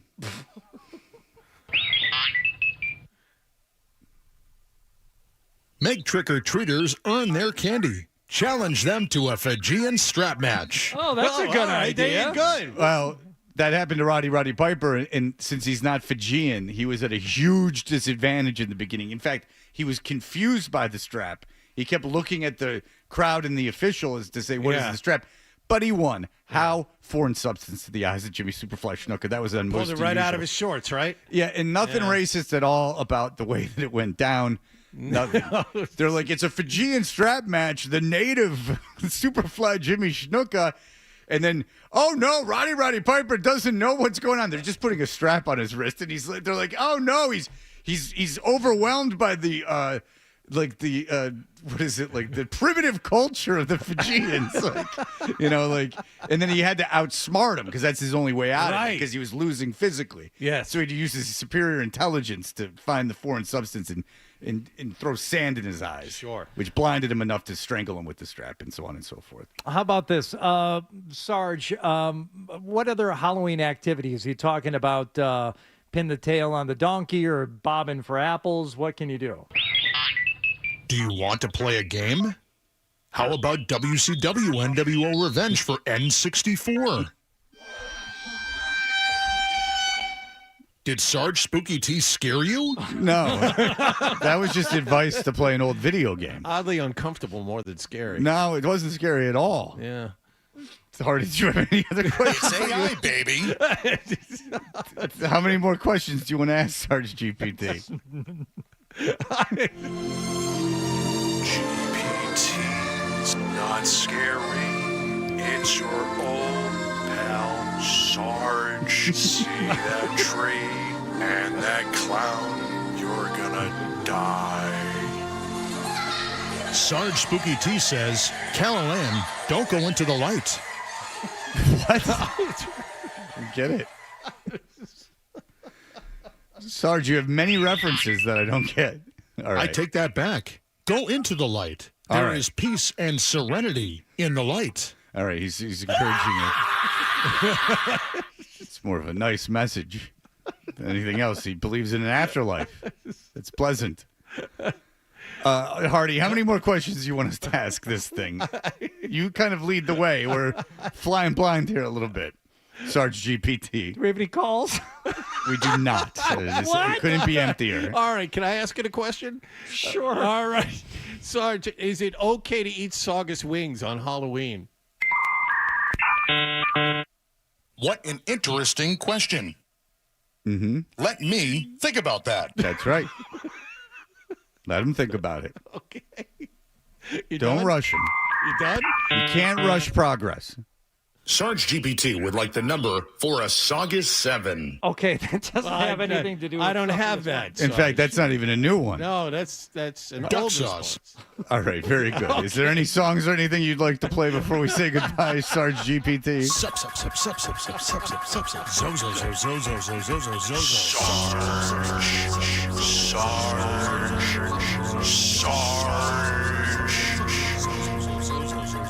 All right, so as always, some kinks to work out with Sarge GPT. Yeah, it needs to be updated again. But again, this isn't the finished product, so. No, I mean, it will teach itself, too, is the thing about AI. It's the scary Welcome thing. to your own personal Hell in a Cell. I'm the Undertaker. Time to choke slam you. It's obviously the guys that program this are super into wrestling. Sure. Well, it's the base material that is really into wrestling, so you're going to get a lot of that stuff. Welcome to your own personal Hell in a Cell. I'm the Undertaker. Time to pile drive you. All right. Okay. Very good. All right. Thank you, Sarge GPT. The power of Sarge compels you. Okay. Bye. The power of Sarge compels you. I understand, Sarge. It's time to say goodbye. This is your Sarge GPT October 2025 software update. Sarge GPT is now Sarge Spooky T. Mike Sarge Riley, Saugus Wings, Sarge. Run away. Ooh. To the Kowloon. On Route 1. All right. Well, there you go. Sarge Spooky Halloween GPT is done. The glasses are off for a job well done. I know that the Marconis have already been nominated. That in Hillman and the Mix Show have, been nominated. But do they have Sarge Spooky T? But No. I think that right there, my friends, throw into the pile. Did Sarge Spooky T scare you? For every triumph like Sarge GPT Halloween, that's another nail in the coffin of that dumb award. Would you like to take a brief 30-minute survey about your Sarge GPT experience? No, I've had enough of you, Sarge GPT. Thank you. Sarge GPT signing off. All right. A lot of this sounds like old computers. Well, again, we're in base mode here. Yeah, right, but it Hardy? seems I like mean, we've almost turned our back to technology a little bit. It's kind of between the sound of the phone modem and everything else. But it's updated with an old school feel, Fred. Absolutely. All right, well, listen. That did not fill up the whole break. But nonetheless. That was great. Are there any calls? No. No one's calling. There will be emails. There will be many, many mean emails. I'm sure that there's many people saying very, very cruel things about what just occurred. But again, alas, there are no phone calls. It did not inspire anyone to call people are in. afraid. They're afraid of AI. Well, I mean, yeah. I mean, MIT certainly is listening. It's scary how good it is. That's why people don't like it. They're like, I don't think I like this. This thing is like uncanny. It's like having an actual, sentient being here. I don't like this. All right. Well, fair enough. Everyone likes Dave Richard. Dave Richard will be joining us. He has all the fantasy information. He watches all the games. He was right about Saquon Barkley not being any good. He's made he hit on that Carolina running back. I need a wide receiver. I even tried to make a trade, John. Oh, yeah? Tried to trade Jaylen Warren, but no one would take him. So we will be back in just a moment. More Toucher and Hardy next on the Sports Hub.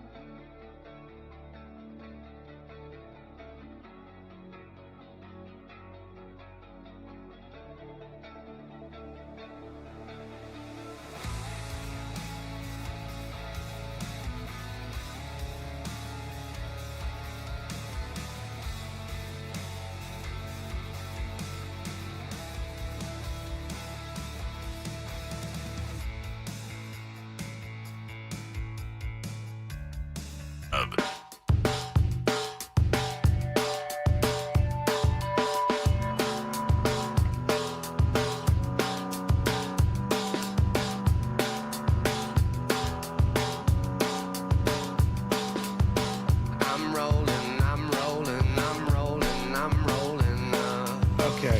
we're Toucher and Hardy, and it is a big day for the crazy, crazy world of fantasy football. As some of us are struggling, some of us didn't know Kyler Murray wasn't going to play, and here we are.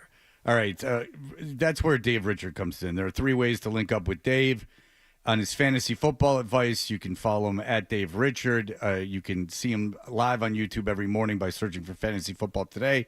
3 times per week on Fantasy Football Today on CBS Sports Network. Dave Richard is brought to you by 495 Chrysler Jeep. Dave Richard is brought to you by 495 Chrysler Jeep Dodge Ram in Lowell. It's the Drive into Fall event where you can save up to $14,000 on all new Ram light duty, heavy duty, and ProMaster vans. Go to 495 Chrysler Jeep Dodge Ram in Lowell or visit 495ram.com. Dave, hello. You didn't know Kyler Murray wasn't going to play? I didn't know. No. Well, I was too caught up in the Jets game. No one walked up to his door, knocked on it, and told him. So, no, he did not know. Dave, maybe it's time you phone, started placing calls to Fred at about noon on Sunday. Oh, man. First of all, so I don't even have to ask whether or not you won or lost last week. I know I barely lost, but is Mike Evans going to play? I think so. He's trending in that direction. He's practicing this week. They wanted to rest him for 3 weeks, something like that. They didn't put him on injured reserve. And so I think he's got a chance to play. And I know you're a huge Lions fan. They need you. They need you this week, Fred. They need you to play cornerback because they have so many injuries and suspensions in their defensive secondary that they need people just to go out there and play.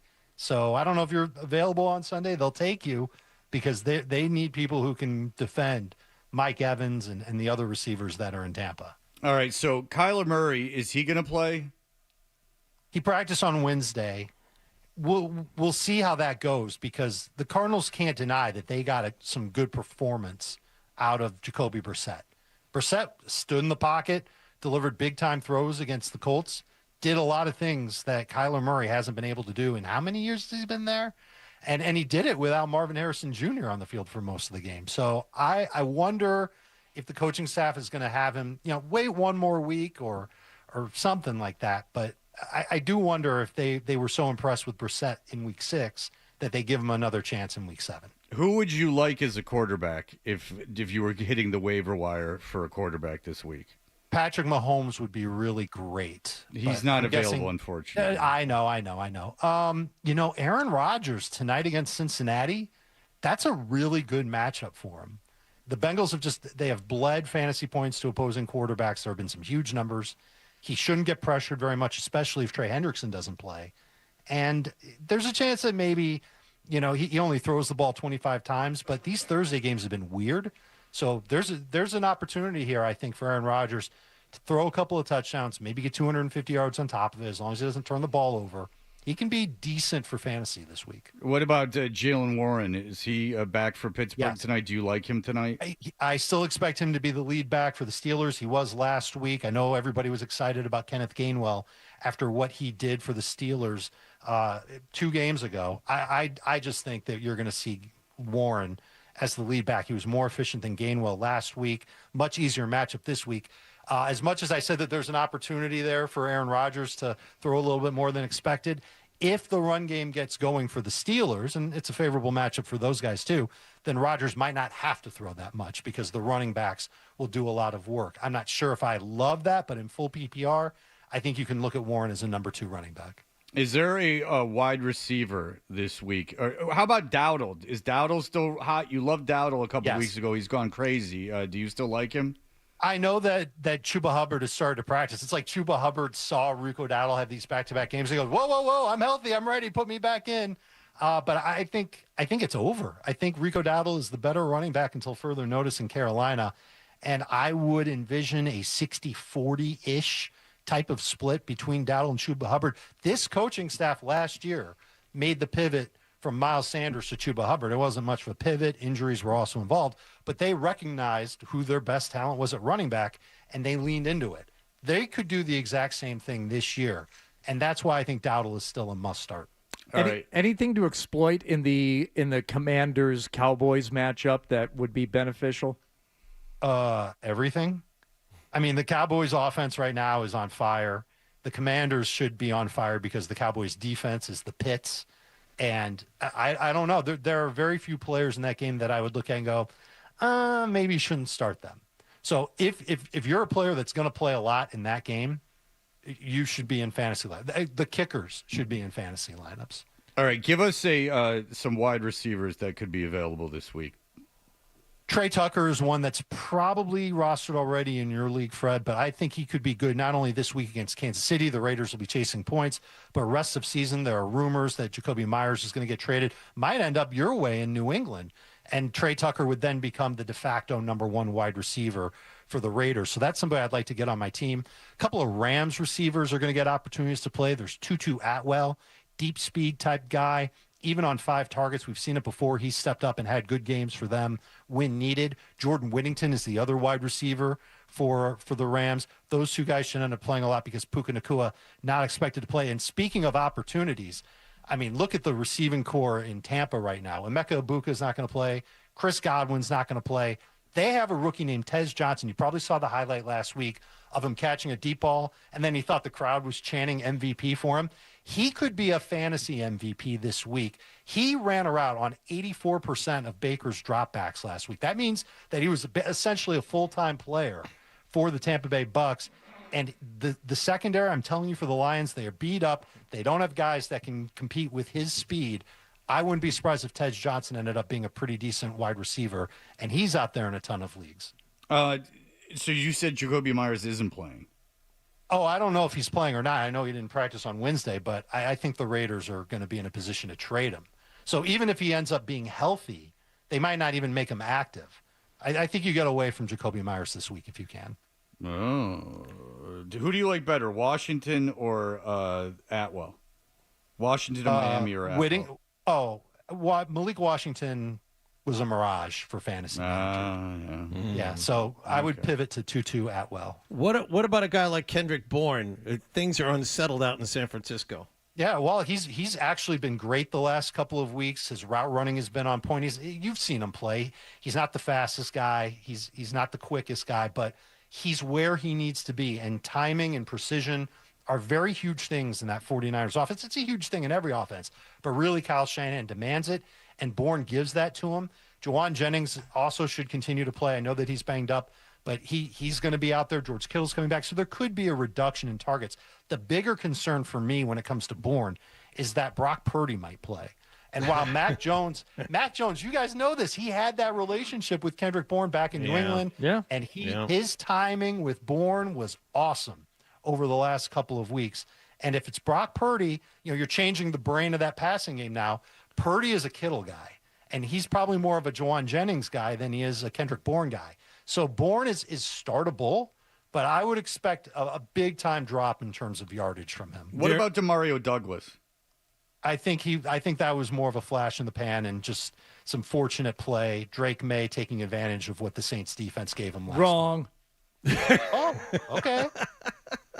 No, tell me.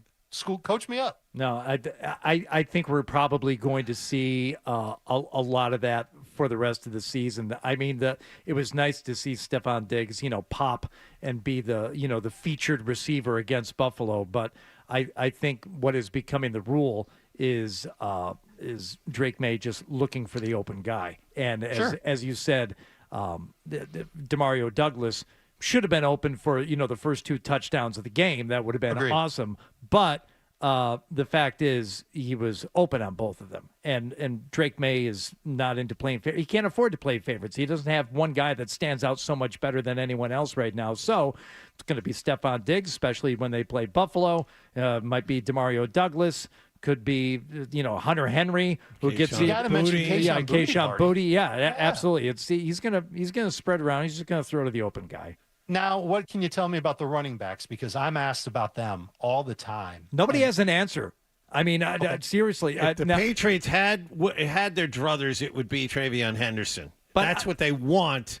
But is that the question, Dave, or is it why aren't the running backs running the ball better? The only thing that we've kind of like tapped into a little bit, and our guy Alex Barth was on with us yesterday, is especially in the case of Ramondre Stevenson, is he's so obsessed with not fumbling the ball that he's not focused on breaking tackles and getting yards after contact, because that seems to be the major concern.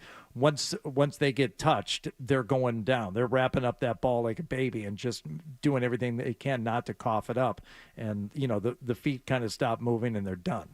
I mean, I kind of get that, but I watched Ramondre's snaps from last week, and every time he touched the ball, it looked like he was running with his eyes closed. He was bumping into his lineman all the time. He just was not he couldn't make He's concentrating. Right. He couldn't make the effort that Travion was making to evade defenders, find space, and gain yardage. 6 of the 9 runs that Travion had last week gained at least 4 yards. 3 of the 13 that Ramondre had gained 4 or more yards. So I get it. Like, Ramondre's got experience, and he's more physical than Travion Henderson. But especially in this matchup against Tennessee, it wouldn't surprise me if we saw more of Henderson attacking the edges, because the Titans, they've got these 2 awesome defensive tackles, and we know that the interior of that offensive line for the Patriots maybe not playing to the level that Mike Vrabel wants them to play at. This is just conjecture. I don't know anything from anything, but if I were the Patriots, I would at least try to get Henderson going on tackle runs and edge runs and throwing to him out on the edges and try and take advantage of that bad Titans defense there, rather than running between the tackles and behind the guards. All right.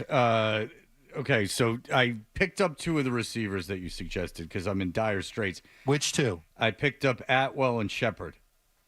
I didn't even mention Shepard. Oh, I thought you said Shepard from Tampa Bay. I mean, I mentioned Tez Johnson from Tampa Bay. But you said Tampa Bay, and I thought that you said get receivers for Tampa Bay because they're playing Sterling Detroit. Shepard's not bad. He's their slot receiver. He's going to play a lot, too. He just doesn't have the same type of speed that Tez Johnson has. Yeah, I don't think Tez Johnson's around, buddy.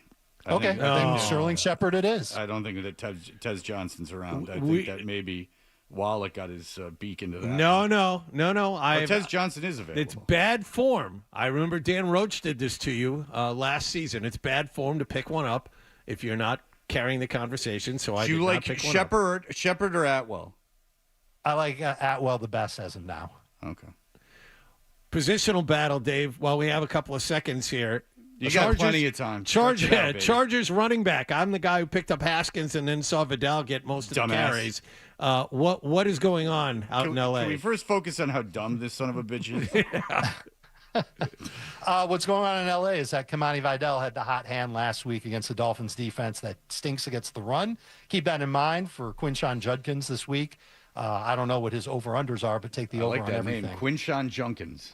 Yeah, Judkins. Yeah, There's a D in there somewhere. But I think Vidal, and I said this last week, I thought that he was a little bit flashier, a little bit faster, maybe not as physical as Hassan Haskins, but he's the one that I think is most capable as of now in that Chargers backfield to make plays. And he made an impact catching the ball, had 3 grabs in the game, I believe. He caught a touchdown in the game. I like Vidal, and I like the opportunity against Indianapolis. The run defense is getting better, but it's not a shutdown unit. And the Chargers figured some things out with their offensive line. They're an interesting bunch, and especially if Quentin Johnston is back for the Chargers, they're going to force the safeties to play back. And that means fewer 8-in-the-box situations. That will help the efficiency for all the running backs in L.A., but Vidal's the best one. I wanted to go back to the Patriots just for a second. We've spent a lot of time this week, as you can imagine, on Drake May and how well he is progressing and where he stands in the pantheon of quarterbacks. If you were holding a fantasy football draft tomorrow, where would Drake May slot in? Drake May would be, well, this week he's the number 4 quarterback in our rankings, but this is a week without Josh Allen. Lamar Jackson's not playing. Okay. I think he would probably be like, let's call it 6th to 8th off the board among quarterbacks, and that would probably put him in that round 7 range. Okay. I don't know. Maybe Baker Mayfield would go ahead of him because Baker's been playing well this year. But he would be a mid-round pick for sure. Definitely one of the winners on draft day is Drake May. What's the best game of the weekend other than Monday night, Detroit and Tampa Bay? Detroit and Tampa Bay is probably my pick for the best game of the week, to be honest with you. I love that one, but Commanders, Cowboys should be high scoring, lots of fantasy points, lots of fun. I think the late game on Monday, Texans, Seahawks, is really interesting. Seattle's passing game has played great. Sam Darnold's been great again, and that offensive line is starting to play better. Houston's defense is good. This sounds silly. This sounds silly to say. I'm not sure if they can, if Houston's defense can contain Sam Darnold. Like, he's really been playing that well. I've got Darnold as a start this week. I think he's worth trying. A low-end starter, but someone who I think can be pretty decent. All right, Dave Richard, we appreciate it. Everyone, check out Fantasy Football Today on YouTube and CBS Sports Network. Dave, you're the best. Thank you so much. Fred, one thing. I'm telling you this now. Next week, there are 6 teams on bye. You need to make sure that you've got some of the players who are on bye in week 8. Everybody's got some. Have your replacements ready. Go add them now. Don't wait till next week to get them. Add them now so that you're ready to set a lineup in week 8. Okay, that's good to know. I will look at my team right now to see when the buys are. All right, thank you, Dave. We appreciate it. You got it. Good luck. There you go, the great Dave Richard. We'll be back. We talked to Jay King about the media Celtic game, that the coaches played the media and they tried to embarrass them. And Joe Mazzulla happened to be on with Bertrand and Zolak on yesterday. And Bertrand was feisty with him, which we all enjoyed. And we have some highlights from that interview coming up. Here are the headlines. Essential Sports Hub headline presented by Celtics.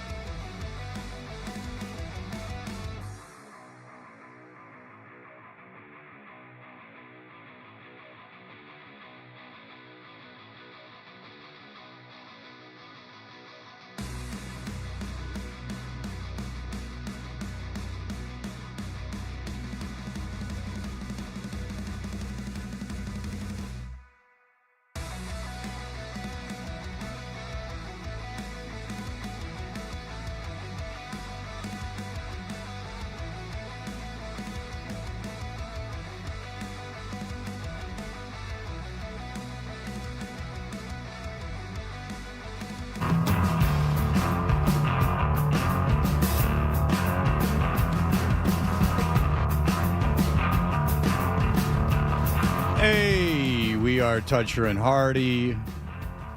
And Joe Mazzulla is a very tough guy. He loves MMA and walking in the jungle with the chess master and the push hands guy. He learned how to surf. He was so upset when they lost in the finals a couple years ago.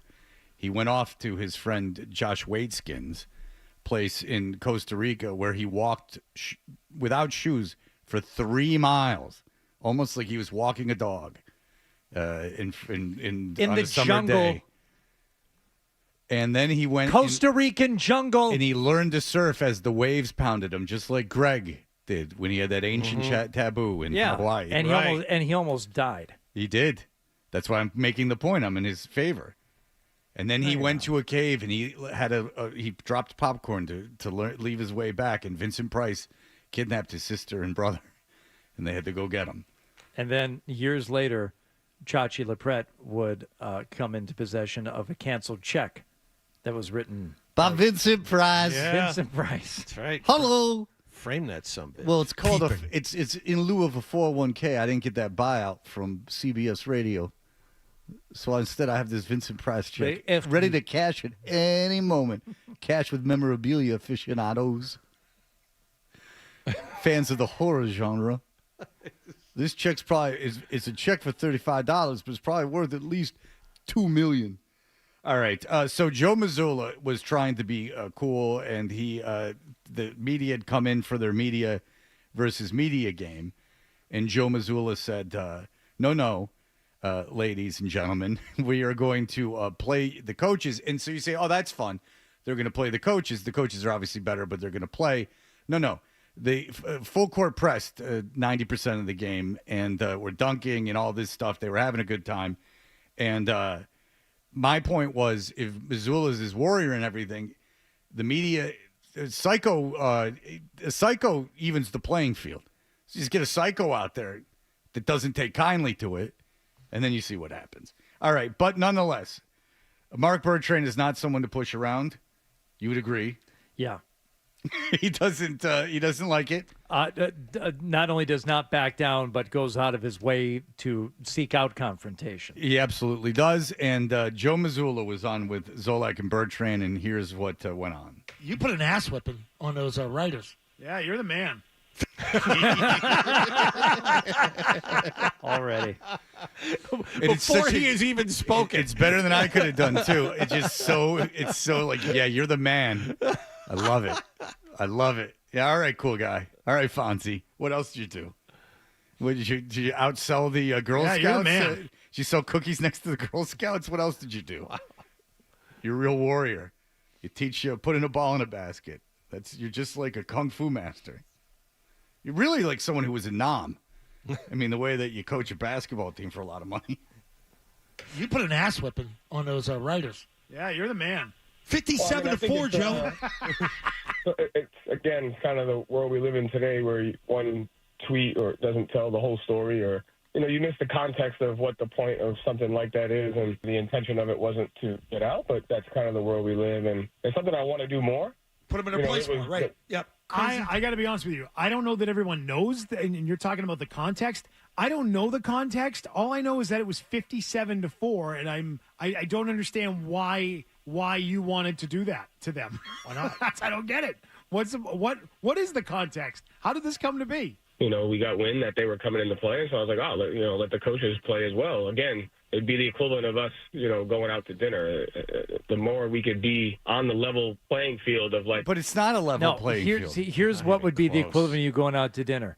Joe is one captain. Sam Cassell's, he's still with the team? He is. Okay. He's an assistant, yes. He's another captain, and you choose up sides. And you pick from the pool of players, and you probably – all right, fine. All the assistant coaches get picked first, but then you pick the media people, and you assemble your team that way. Mm-hmm. That's the equivalent level of going playing out to dinner. field, yes. Or you could just bring in food, and you could have the equivalent of lunch. But lunch is not the equivalent of dinner. There's many more sandwiches at lunch. You live in a gym and playing around with a basketball. And yes, you're better. Well, if you had lunch at Joe ordered for everybody. And there were girls playing, and someone said, well, Burton's daughter was one of the girls. It's still a girl. Like, it's no insult to her. She was a great basketball player, and I'm sure she's still very talented. But don't pull that crap that an adult ex-NBA player man is not going to be better than a woman. Get out of here. And it's not even controversial. It just is. I mean, it is. Women can't play in the NBA. These guys are NBA players. Stop it. Can't play D1 basketball. Get out of here. It's nonsense.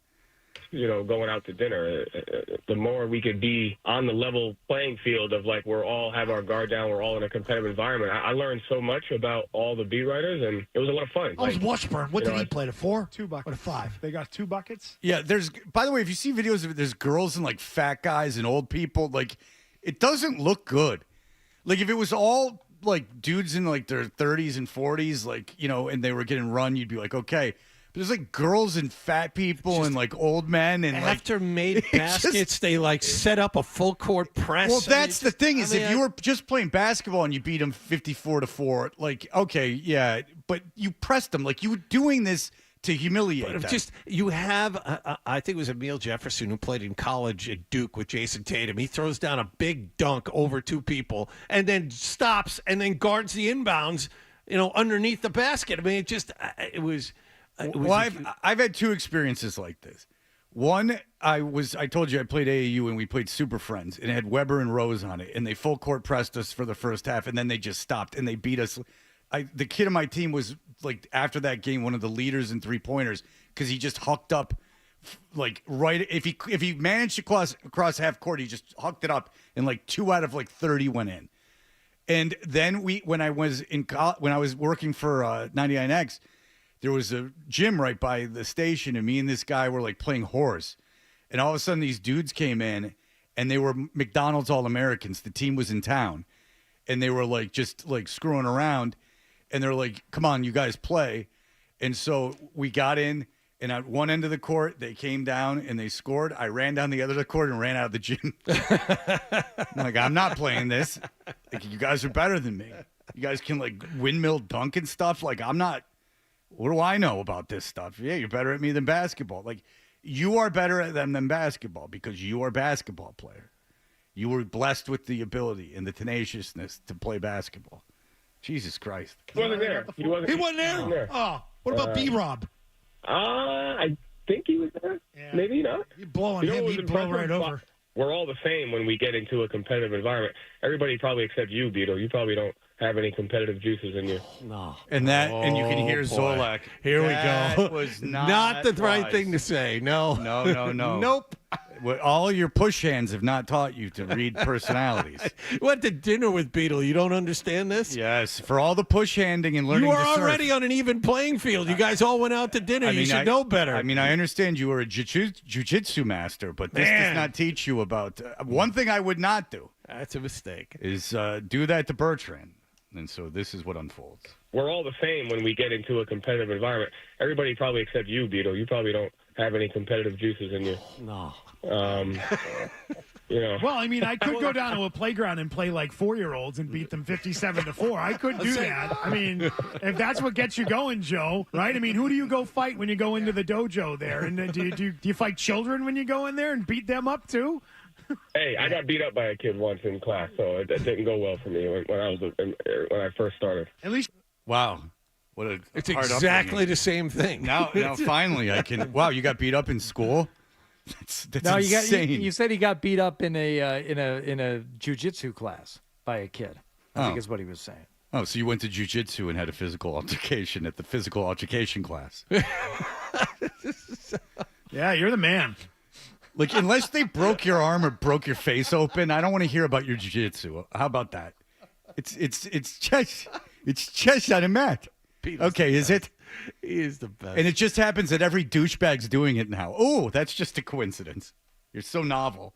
If you were the guy doing it, then I understand. If that's what gets you going, Joe, in a sport that wasn't your sport. I mean, Joe stacked the deck with a bunch of former Division I athletes. But it's a minimum. It's the pecking order of life. Former NBA, former D1 guys. This is why chemistry is in full bloom there. Why you need to establish pecking order of life where people belong and where people don't belong. Again, can I offer a suggestion? Maybe next time, which is something. You guys have like 2 captains and you draft teams and you pick players and you have a nice mix of coaches and media members together. They can. How about you don't press? Don't press. Full Your court press. Your kids played basketball. If you're playing a team and they're way better and they press, you're screwed. And then you get up 15 and you go, okay, and you relax the press. Like, it's nonsense. The pressing is the only thing that I thought was, like, really strange. If they just played and beat them, that's one thing. But you're pressing against women, fat guys, old guys. Like, it's ridiculous. We're not even going to let you get the ball across half court. Right. Like, we're going to try super hard. That sucks. Like, you're going to try now? Like, oh, I'm a competitor. Are you? Ooh. With your pickup basketball. Teammates while also being competitive? Maybe have the score be a little closer? I don't know. Wouldn't that be a nice mix of media and coaches so that it's a game that someone might want to watch? Does the first annual A thing go as well, or do you always learn from it? Well, I would hope you learn from these experiences. Yeah. You don't sound I like that suggestion. You don't sound pleased that this is out there, as you just said. You said hopefully that one doesn't get out. Yeah. The next one. Well, yeah, I mean, I think, again, because you don't get to see the whole story or the context of it. Yeah, there's no context. The context. I saw the video. We talked to Jay King. I know the context. You tried to humiliate him by playing basketball, which is the sport that you do. I mean, play Monopoly or something and you beat him. Congratulations. If you played Jeopardy and beat him, what if he proved he was a better writer, smarter than all of them? Then you would have gone like, oh. Or Rajon Rondo, we used to, beat people in Connect Four. Yeah. But seriously, if they did like it in exercise, like even like a Jeopardy exercise, and the coaches like destroyed them, and then you'd be like, oh wow, you guys are stupid as hell. Like you writers are dumb as hell. Like these guys are in a gym all day and they're smarter than you. But this is just like, yeah, you're better at basketball. Again, it's not a big deal, but he did it. It's like, you don't know the whole story. You only see it on Twitter. Like, no, I know the whole story. I've talked to people that were in the game. I've seen the videos of it. There's old guys and chicks, and you're running around playing full court. No one got the full story. It's being misrepresented. Oh, well, no, now it's not. Oh, people are insane. Whatever. Yeah, you're the man. That will never not get It's old. just so lame. It's great. It's just so lame. It's not like a tragedy or bad. It's just lame. And then it didn't come off well, I'll say. And I think he knows it. And he'll hide like that he's like a super warrior and everything. But this is not professional push hands. This is pickup basketball. All right, we'll be back in just a moment. Stay tuned for more Toucher and Hardy on the Sports Hub. Doors Creek.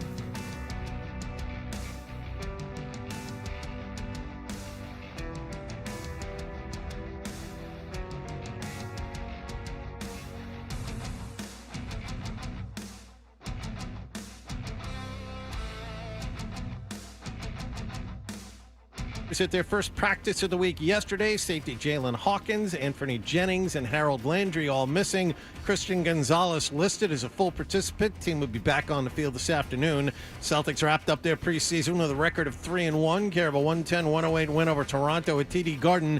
Derek White scored 33 points for the Green, and Xavier Tillman made a floater with 1.4 seconds left to win it. Feels amazing. Those are the kind of moments that I kind of really relish, and it helps you stay motivated to the consistent, day-to-day grind. You just get a chance to really kind of shine and let your work kind of do the talking. So those are my favorite moments for sure. The next game counts. It'll be Wednesday night at home against Philadelphia. There is a small problem, though. Jaylen Brown left in the first half last night with left hamstring tightness and did not return. Former Celtic Malcolm Brogdon retired yesterday. He was on track to make the Knicks roster next week.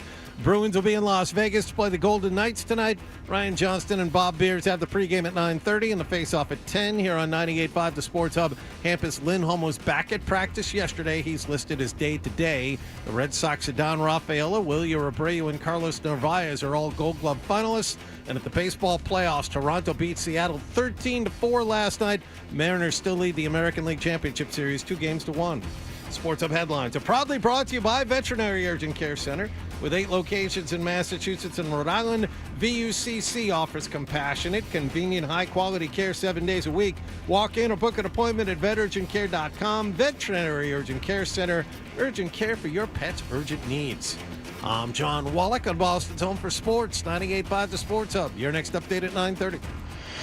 To us, Boston pride runs deep. I'm a Bostonian! This is Boston's Home for Sports. Bow, bow, bow!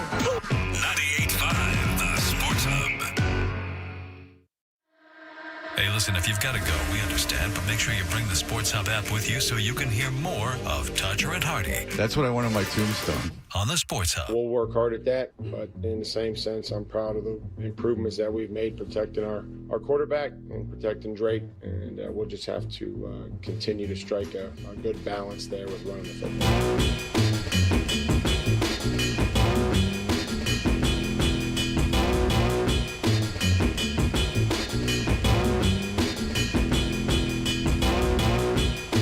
All right. We are Toucher and Hardy. We are on YouTube. Subscribe to 98.5 The Sports Hub on YouTube. I wonder if that's as successful in getting people to subscribe as when I say follow me at Fred Toucher. Oh, the Kendra photo. Oh, I'll put it up now. Oh, is it? I thought you were going to do it before the show tomorrow. It's going to be now? Well, today is before the show tomorrow. All right. Yeah. I mean, you just described when I said I would do it. Okay. I default to Adam with these things. Adam is the guy who tells me what to Adam put up. said today. All I right. say here's what you do. I say you post the photo today, maybe during the next the break between the Phil segments here, and then you put the photo in your story tomorrow in your Instagram story. Hello. Painted 2 ways. Hello. Before There you the go. show. So as people are waking up. What and should I checking their caption it Instagram. as? We'll workshop that. Will you be thinking in there? Got my thinking cap on. Tell Nick to just focus on what he's doing. No need to focus on anything else. You've already given him credit for doing something he wasn't doing at the expense of Ryan. I was mistaken in that comment. Ryan and I came right in apologize here. to He Ryan. goes, I don't know what the F Adam's talking about. He's like, that lazy prick's not doing anything. He goes, I'm doing everything. And I said, you're right, Ryan. And I said, noted. I go, that's why Nick's back's to me, so I don't have to see that face. There's been some unsolicited hate thrown toward Ryan Beaton lately, and I just want to know that I'm here for it. I like it when someone who doesn't deserve it at all gets picked on, and even Adam 12 got in on it this morning. You and John had come into the studio, and Beaton went on his daily little ritual around the corner there to get himself a beverage, and 12 out of nowhere says, yeah, go get your Celsius, you little bitch. Adam. He looks like someone like sneaking cheese out of the fridge at 3 a.m. He was peering into that Celsius thing like, ugh. Kid doesn't do anything to anyone other than work and do well. And 12 just out of nowhere. Oh, my God. I don't even make fun of Ryan. That was amazing. I've never even made fun of Ryan one time. But I kind of like it. Even though he's got that dumb Atlanta sweatshirt on, like he's proud of himself. Look, I was on vacation once. Okay, so you do it. I went to a resort. Hooray! Can I get something that says it? everybody, I went on vacation one time with my parents. Oh, man. See, now I did it too. So, see, I did that for Adam. Thank you. No, Ryan didn't like that. I'm just kidding, Ryan. I've been to Atlantis. I was there last year with my daughter. I was there this year with my daughter. Yeah, Ryan was smiling before. Now he's just kind of got that thin No, lip grin. I was. You were there? Prove it. I don't see it on your chest. I got a tattoo. I'll have to show it to you later. All right. Very good. It's just of a slide, though. All right. Phil Perry is here. Phil, I did find this interesting. There's a thing on the Ringer, and it's about if they were going to redo the 2024 draft with the quarterbacks, and it has Drake May going first overall, that he should have gone first overall. But don't you think, as it stands, and you, by the way, like Drake May the best in that draft beforehand, to which I ridiculed you of, but now I can see your point. But don't you think the Commanders, even if this all plays out the way we think, that the Commanders would be happy that they took Jaden Daniels, because Jaden Daniels was the perfect player for that organization at that point in time? Oh, yeah. And listen, I really like Jaden Daniels, and I thought he was worthy of a 1 or a 2 kind of pick really any year. And I had both those guys. I thought both guys were better than Caleb Williams, and I think both will be better than Caleb Williams. So, and even right now, after this run that Drake May's been on, if you had to pick one of those two guys, Daniels and May, like, I do still think it's a conversation, even as somebody who would have taken Drake May first in that draft. Because my take all along was, I think by the end of Drake May's third year, he will have caught Jaden Daniels, and you'd be happy that you had him over anybody else in that draft. Drake May had, I think, 24 total college starts, 23, 24, something like that. Jaden Daniels had 55. Yep. And so he was much more pro-ready. And so for the Commanders, they got to an NFC Championship game last year. Like, why would you be upset about that? I totally get what Fred is saying. I just think long-term, I think Drake May will ultimately end up being the better guy. And I think there's a great possibility of that happening. Just to flesh it out, just where the Commanders were at that point in time. They had just gotten rid of that terrible owner. They're trying to build a new stadium. The fan base was was completely out of it. And they get a kid, because May couldn't have done that last year. I don't think so. Not year one. Not year I don't one. think so. So, he comes in, he has this electric performance. They go in Detroit, they win a playoff game. Like, everyone buys back into the franchise. Now he's hurt. He hasn't played. Interest, the vibe wears off. We'll see when he comes back how it works. But I just think if I was the Commanders, I wouldn't look back, or a Commanders fan, I wouldn't look back on that draft and go, I wish we took May instead of Daniels, just because it worked out perfectly for you. There was a significant level of risk in taking Drake May, which even I acknowledged at the time before the draft. My point then, though, was the same as it is now, which is in order to win at a high level, I think you do have to gamble on that high-end talent if you think that high-end talent is there. And so to me, and one of the primary reasons where I would have preferred May over Daniels wasn't necessarily arm strength. I think Jaden Daniels' arm is fine. I don't think it's as good as May's, but I think it's fine. And it wasn't athleticism. Jaden Daniels is the faster athlete. It was durability. Jaden Daniels, if you remember leading up to that draft, I know, Fred, you follow the draft closely. There were, like, highlight reels of Jaden Daniels and the comical nature of the massive hits he was taking because he was so courageous with the football. He would just stand in, stare down the barrel. There'd be a unblocked linebacker coming right at him, and he'd try to throw it down the seam, and oftentimes he would, and he would just take a hellacious shot, or he would try to scramble and jump over the pile and just get absolutely bulldozed. So, like, that style of play with his frame, to me, is not a great combination. He was a little dinged up last year, as Drake May was. And he's been hurt this year. So the durability thing for me is a real thing when you're, he's like just a shade over 200 pounds at 6'3" or whatever it is. Well, so, Robert Griffin III is kind of the lesson in that, is that Robert Griffin III, it was almost cruel, if you remember Shanahan trotting him out there while he could barely walk. Yeah. And, he was never the same again. I look at that season last year, and it's it's really simplistic, but the fact we overlook it because there were so many AFC championships here over the years, and it was just a foregone conclusion you were going to make it, a deep playoff run year after year after year.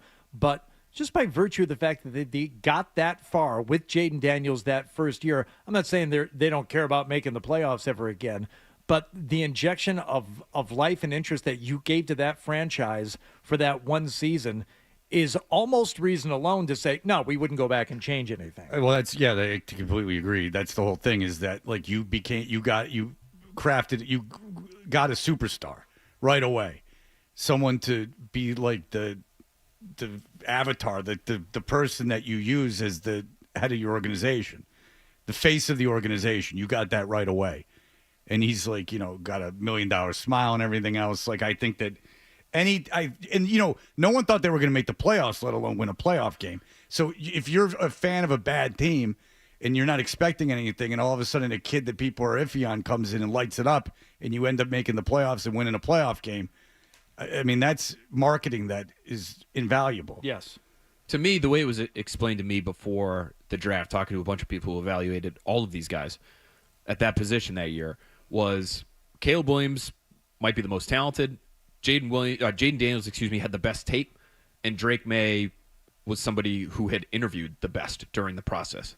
And so he kind of, I think, maybe helped himself the most after the season. Jaden Daniels helped himself the most during his last college season because he was so kind of out of nowhere. He was considered like a day 2, maybe even a day 3 pick before going into that last season at LSU, and then lit it up. And so I understand wholeheartedly what you're saying, Fred. I also think part of your job as an NFL front office is to, as best you can, kind of remove yourself from some of the short-term things that you're talking about, which can be important for the organization big picture. But at that position, if you feel like, well, this guy might be better for a couple of years, this other guy, if you think somebody else is going to have the better long-term career, to me, you have to eschew whatever short-term gain you get to make the hard decision and swallow hard. You just changed owners. You got a new coach. You're going to try to ride out those changes for a year or two, and then if you end up with a better quarterback at the end of it all, like, you're in a better position 10 years down the road as opposed to 1 year. I'm sure they didn't make the pick thinking that he wasn't going to be able to last, and we don't know that. I mean, he could play 15 years for all we know. But I'm just saying the Commanders it wouldn't be the same for the Patriots. If the Patriots picked second and took Jaden Daniels ahead of Drake May, you'd say, well, maybe the Patriots probably should have taken May. Because they had that 20 years of success, they had only been down for a couple. I mean, they made the playoffs with Mac Jones. I mean, this is no real drought. They've had the same ownership. People seem to think the ownership's fine. Like, everything is this. The Commanders needed it. There was sewage coming out of pipes in the stadium. They had a criminal for an owner, a guy who went off on a yacht to like disappear because to escape all this stuff. He sued the media that made fun of him, setting a precedent. And then bought the radio station and fired all. Yeah, bought a radio station that was critical of him and fired everyone. I mean, he was a real piece of crap. And so they get a new owner that want to build a new stadium. They needed a boost. I'm not saying that's why they took him. I mean, I believe they think Jaden Daniels would be a good quarterback for a long time. But I'm just saying, given their unique circumstances, if I was the Commanders, I wouldn't take that. There are real-world non-football issues that do come into play for decisions like the quarterback position, right? Those are not you're not talking about. That's not football decisions. That's not on the field. That's getting the stink of a bad owner off your organization. Mm-hmm. So, you have to contend with those. That's just the reality of the situation. I do think it can lead to some bad decisions, though. Oh, absolutely, yeah. And if Jaden Daniels, they knew that he wouldn't have as long a career, and they liked Drake May, and Jaden Daniels ended up getting hurt and having a so-so career, and May goes on to be like a top 2 quarterback in the league, they've made a big mistake. And it's early. And it's very early. It's still early. And like I said, I would still say Daniels, if you were ranking quarterbacks right now for where we are today, I think a lot of people, myself included, I'd probably still have Daniels. Like, that run he went on at the end of last year, and going into the postseason and taking that team as far as they did, putting up the number of points he put up on Detroit, he was special at the end of that year. Right. And he was on a run in a more important portion of the season that rivals the run that Drake May's on right now. Well, it's the NFL, Phil, and if we didn't overreact to everything weekly, then there would be not 20 hours of time to fill with all the ins and outs and garbage. And everyone has to be. You have to rank them. And everyone has to be. There has to be a winner and loser. There has to be a list. If there's not a winner and loser, in any even esoteric point, then we're Americans. There has to be a winner and a loser. It can't be the Commanders got a good quarterback and the Patriots got a good quarterback. It has to be splitting hairs. Mm-hmm. But I do think the exercise is interesting given the Commanders, because I don't disagree that May would go first in the draft now. But I'm just wondering, I'm just putting myself in the position of a Commanders fan. I can live with not having Drake May, given that ride I got last year. At least, it was a crap team, crap organization that went with a big star, went on a big run, and you got that. And we'll see what Drake May does. I mean, Drake May could get hurt on Sunday, and then everyone's like, what a stupid pick that the Patriots made. And it's no fault of anyone's. And the run that he's on right now was going into this season for Drake May completely unpredictable. I mean, I saw glimpses of what I thought he could be last year. I thought he was much better than he probably should have been given the situation, and I expected him to make a serious improvement this year, especially with Josh McDaniels by his side, but I didn't see him being a top 5 quarterback in the league through the first 6 weeks of the season. You didn't know how the left side of the line was going to hold up. You didn't know what Stephon Diggs you were going to get. You didn't know if Kayshon Boutte was going to be worth anything. And all of these things have worked in his favor in addition to his maturation. He is, and it's only 6 weeks. And I'm not putting him in the conversation with Josh Allen. But the leap he has made from year 1 to year 2, to me, is rivaling what Allen did from year 2 to year 3. When he started year 3, it was 2020. They had just acquired Stephon Diggs, funny enough, and he almost immediately became an MVP caliber in the MVP conversation. The types of conversations we're having right now about May, that started early in Allen's 3rd season. And he was, by the end of his 2nd season, still one of the worst quarterbacks in football by a number of different metrics. And so for years, everyone has looked at quarterbacks that have these superior physical gifts and said, well, what if he could be the next Josh Allen? And the easy, logical response to that would be, there's only one Josh Allen. How many times do we see a guy go from like the 27th best starter in football to one of the 2 or 3 best overnight almost? It just doesn't happen. It's kind of happened here with Drake May. And so this is why you take the shot on the high-end talent and just see if you can do enough around him in order to get him to that level. Like a Zach Wilson, a Justin Fields type. Exactly. Take swings. It's like, exactly.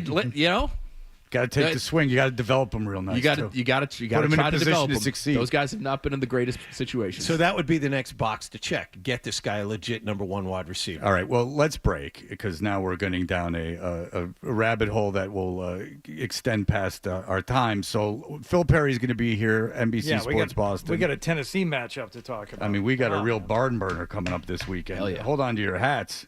It's a revenge game for Vrabel. I'm sure he's pretty pissed. We'll be back in just a moment. More Toucher and Hardy on the way on the Sports Hub. All right, the leaves are in fact falling and the temperatures are dropping, and we had all that.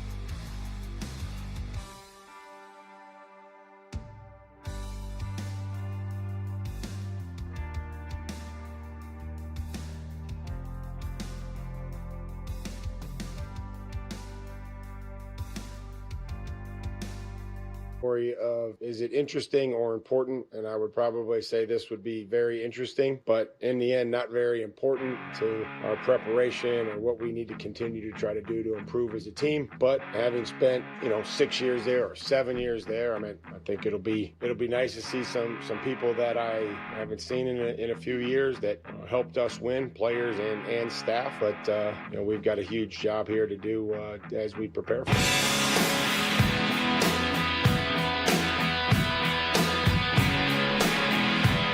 The photo of Kendra and I is up on the @FredToucher Instagram. All right. It's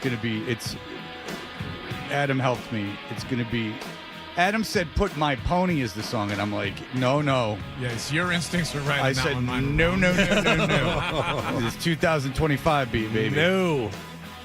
I'm like, I cannot do that.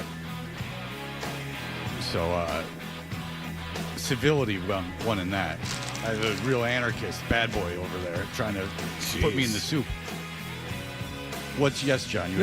Before we get into the Tennessee thing and the revenge game. Oh, you were sick of what I was talking about. You just wanted to shift back to the Patriots, I see. I thought you were done. Yeah, right. Your finger up and telling me that you have something to add would tell me that you think I'm done. I apologize. Would you like to finish your train of thought? Oh, of course, now. Yeah. All right, abusive dad. I'm like, yeah, I would like to finish it now. Thank you for the opportunity. Dad. That's what an abusive husband says. Oh, I'm so they interrupt sorry. something and they go, okay, would you like to finish now? Well, no, now I would not like to finish. Okay. The vibe's been broken. The story's been done. We were riffing. We were having a good time, but John has to get back on track. All right, Johnny. What was so important that you had interrupted? Oh, now, of course, I'm going to say that. It's coming right back. It's coming right back to you. Oh, by all means. In all seriousness, I had nothing left to say. Go ahead. What? No, we just to finish the thought before we get into this Tennessee thing. The next box to check for Drake May would be to get him a guy, get him a wide receiver, a bona fide number one. Because we were talking about this earlier this week. If he's doing all this with a bunch of good to decent guys, what would he be doing if he actually had a target? I think that would help. Stephon Diggs has been tremendous, and he has far exceeded my expectations. I still don't think. And I think if you were to ask people around the league, I don't think people are looking at him as a coverage dictating, win in any circumstance type of quote-unquote number one receiver. Now, he's their number one. I don't think there are 32 number one receivers in the league. There's probably 12, 15. But the fact of the matter is a lot of these young quarterbacks that have elevated to the level of play, honestly, that Drake May has shown over the course of the last month or so, they tend to have that number one guy. Mahomes, when he was young, had Tyreek Hill and Travis Kelce. Josh Allen had Stephon Diggs in his prime. Joe Burrow has Jamar Chase and T. Higgins. Like, generally speaking, in order to make that leap, you need some really uber-talented pass catchers around you. And the fact that he's done it without that, to me, is really impressive. The fact that he's doing what he's doing right now without a run game, they're the worst rushing offense in football. And the fact that he's had the level of success that he's had is really remarkable. And it speaks to just how accurate he's been able to be, how well he has played on late downs, third and fourth downs, depending on what numbers you're looking at. He's been arguably the best quarterback in football. And so that's when defenses are trying to speed you up. They're trying to dial up their exotic looks. Against the blitz, he's been dynamite. So it really is, I think he's a difficult puzzle to solve right now for opposing defensive coordinators, because there hasn't been a single thing that you can really show him right now that has slowed him down. You can take away the run, he's still a success. You can blitz him, you can not blitz him, you can play man, you can play zone. He's found ways to beat just about everything so far. I'm not saying he is going to continue on this pace, because it's sort of an insane pace that he's on. But what he's showed in the circumstance that he's in, to me, has to make you feel really encouraged if you're a Patriots fan. I think it's for the best that he doesn't have right now, and I'm not just like trying to paint a rosy picture on this or somehow absolve anyone from not getting him a better receiver, but maybe it's for the best that he doesn't have that immediate go-to option right now, and he is playing in a way that he has to, in looking for the open man. The diva that bitches at him and forces him to throw the ball to him. Yeah, identifying the guy like Diggs, who is like, oh, he really is going off, maybe because he's playing his former team. I'm just going to play the game as it's presented to me, not throwing it to the obvious best receiver that I have as a weapon. Yeah, I think that's a good point. And that very well could be the case. The fact that he's willing to spread it around as much as he's willing to spread it around for Stephon. Well, he has to. He doesn't have any other choice. Well, but I thought it was a really good game from Drake May in New Orleans, not because of the competition necessarily. In the second half was not nearly as unreal as the first statistically, although he made, I thought, 2 of his best throws of the day in the second half. They didn't even count. They came back because of penalties. But I would say the fact that he's willing to spread the ball around is something that you don't often see from young quarterbacks. Okay, they good. like to have that guy that you're talking about because it's the easy button, right? I'm in trouble. I'm gonna float it up to Calvin Johnson. I'm going to float it up to Randy That Moss. wasn't so great for Stafford. And I listen, if I'm Stafford, I love it. It's not a bad option, though. No, it's a great problem to have. But just with Stafford, he got a little too reliant on. Have a guy that you could literally throw into triple coverage. Well, that's what he did. Yeah. Right. He did that all the time. And Calvin Johnson played for 8 years. There's good and bad to it. There's good and bad to it. It's like, I've had enough of this. You're hanging me out to dry. It's the only franchise that 2 of the all-time greats at their positions retired. Decided whether they go somewhere else. No, I'm just going to quit football. I can't do this anymore. It speaks to May's confidence, though, the fact that I think he can go a game not targeting Stephon Diggs nearly as much and targeting Kayshon Boutte and targeting Pop Douglas and feel as though he can still have success. So that to me is maybe part of his game that is helping him the most is just the confidence he has in his own ability. Those throws to Kayshon Boutte, he's covered. Like, he's covered, and he still feels like he can fit it into a tight window for a big play. But getting back to John's point, the reason why I support his idea of going after that true number, whether it's A.J. Brown or somebody else, and I don't think A.J. Brown's going to get dealt. But as we approach the deadline here, if I'm the Patriots, I'm trying to be aggressive because the AFC is open in a way that I certainly didn't anticipate it being open. The Ravens playing the way they're playing. Kansas City got off to a slow start. It looks like they're finding their footing, but the Bengals are completely out of the mix now. They're the a injuries disaster. to quarterbacks. Yeah, Two elite quarterbacks in the AFC have completely leveled the playing field. So does it have to be A.J. Brown? You'd have to give up a lot, and it's. I don't think I'm with you. I don't think Philadelphia would do it. And also, if he's bitching on a Super Bowl team where he's getting targeted 9 times a game, I don't know what his problem is, and I don't know if you want to. I don't know how long the clock's ticking on him before he starts doing it here. But is it only a receiver that you'd be interested in? Or would you be interested in a running back, despite the fact that you have Stevenson and you took a second-round pick and used it on a running back? I think running back actually should be the priority just because you're so thin there. If they get another injury, you find yourselves in a real problem. So go find a running back. I don't know if it's Breece Hall. Breece Hall, it sounds like, is going to be available.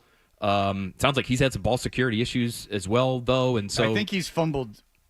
I know he's fumbled once at the goal line. I don't know if he's fumbled another time, probably. And I don't know if the Jets are going to be willing to do that in division. So, but to me, he at least profiles as the kind of guy you could really lean on to give a significant workload to. There's a player by the name of Jalen Wright in Miami who hasn't played at all this year, who coming out of college a couple years ago, he's a 4th-round pick, but ran a 4.38. He's a shade over 200 pounds. He's not a Stevenson type between the tackles, big back, but he just gives you a little bit more depth, and he could potentially give you kind of what Gibson gave you, which was a do-it-all kind of guy. Like, you can run him every once in a while, but he can catch the football as well. Gibson was a receiver in college. So, to me, I would be attacking running back for this season. I just think for May's development, if you can land a receiver who can help him attack all levels of the field in a way that he really – it's interesting. If you look at his completion percentage on passes over 20 yards beyond the line of scrimmage, he's the best in football right now. He's one of the most efficient deep ball throwers, and that passes the eye test, right? Like, that's one of the best things he does is float that deep ball down the field accurately. And yet, he's 26th in the NFL right now in deep attempts. So it really hasn't been a part of their offense in a way that it should be to leverage his skill set. And I think it's because they don't really have that guy. I think eventually they hope Kyle Williams is that guy. He hasn't been able to really come of age at this point so early in his rookie year. But could you get somebody like Rashid Shaheed, who they just played from New Orleans, who is nothing but fast and could maybe help you kind of leverage this skill that May has and should be using a little bit more? How much would you be willing to give up for someone? Like how much future assets? So Shaheed would be a rental. So, I wouldn't be willing to give up a day 1 or day 2 even pick for that guy unless, you feel very strongly that you're going to be able to re-sign him and you want him here long term. If it's A.J. Brown and you feel like he's healthy enough to acquire for a long-term deal and you don't think he's going to be a headache because you got that pre-existing relationship with Mike Vrabel, then I'd be willing to part with something significant. And again, to me, across sports, the teams that are the best, in my opinion, and the smartest are the ones that are reacting to what's happening in real time, both with your own team and with the rest of the league. So if Drake May's playing at a level that they didn't necessarily see coming before the start of the season, if the AFC is open in a way that they didn't necessarily see coming before the start of the season, don't give up anything. Don't give up a first-round pick for a guy who's going to help you just for the second half of the season. But if you can find that guy with term on his deal who can be a part of your franchise moving forward, then yes, be willing to be aggressive and make a run this season because you don't get that many opportunities. These windows are always smaller than you think, unless you're Patrick Mahomes or Tom Brady. Always. The Bills are going through it right now. Everybody thought they were going to the Super Bowl. Now, I don't know. People are picking the Patriots to win the division. I don't see that just yet, but it is indicative of just how fleeting all this can be.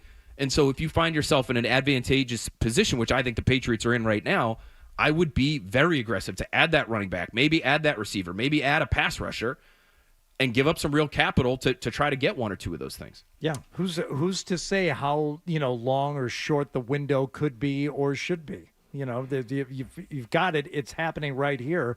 Don't just assume that. We need to really kind of long play this thing and think about it. I think if you get married to your plan, there is some hubris involved in that in some way. Yeah, because you're assuming I know how things are going to go. And as long as we follow what I have written out on this piece of paper, we'll be just fine. You have to react to what's going on. Best laid plans, baby. All right. Phil Perry, NBC Sports Boston. Thank you, brother. Thank you, guys. Have a great weekend. Appreciate it. We'll be right back. Here are the headlines. Essential Sports Hub headline presented by Celsius Energy Drink.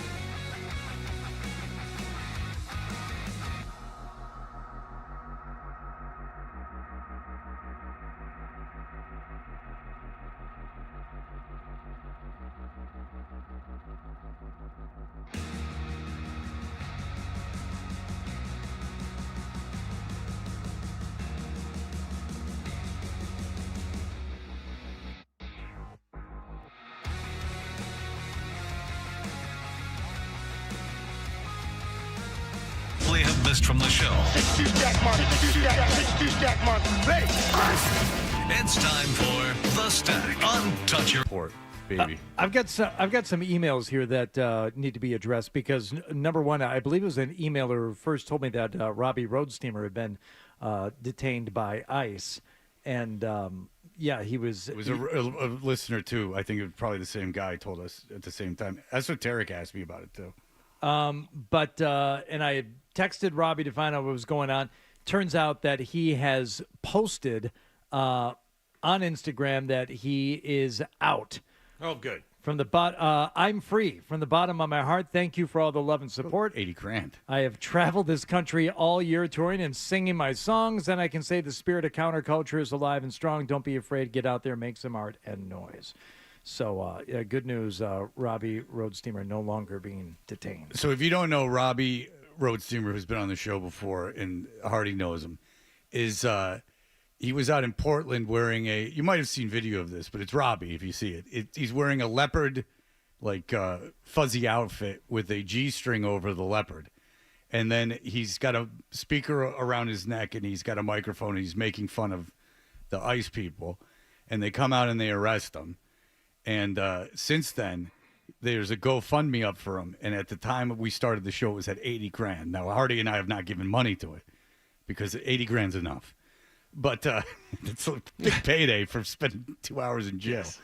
But if you're, I guess the resistance, and that's your intention to protest it, I don't think it could go any better for him. The visual of him getting arrested for making fun of them in a leopard outfit with a G-string on it is fairly comical. I mean, it seems like a huge waste of time and resources, but 3 dudes, and one dude had like a rubber bullet gun. Like one of those, it looked like a paintball gun. It had. I take it was rubber bullets. It has the pepper spray pellets in it. Oh, okay, whatever. I don't know how they do things, but it's pretty funny. It does. It looks like a paintball gun. Because it looks like so. There's like a dude in fatigues with a paintball gun, pointing at a Robbie. It's pretty funny. They were pointing it at the guy in the.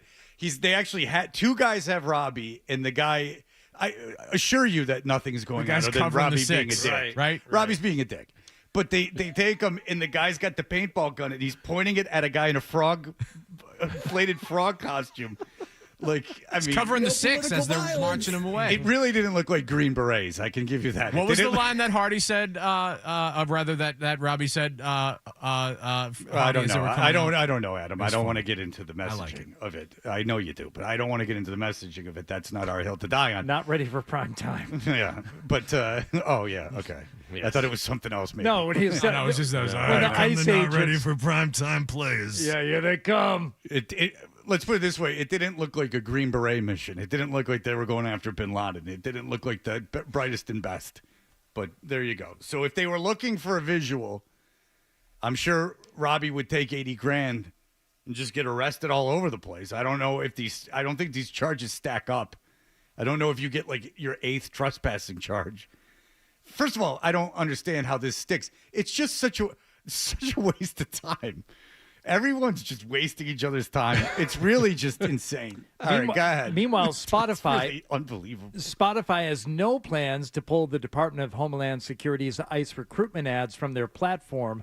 The music streamer told Newsweek listeners are welcome to give the ads a thumbs up or a thumbs down. Is Thiel the guy that owns Spotify? Or Teal? No, or that's Eck. That's Daniel Eck who owns Spotify. Okay. What does Teal own?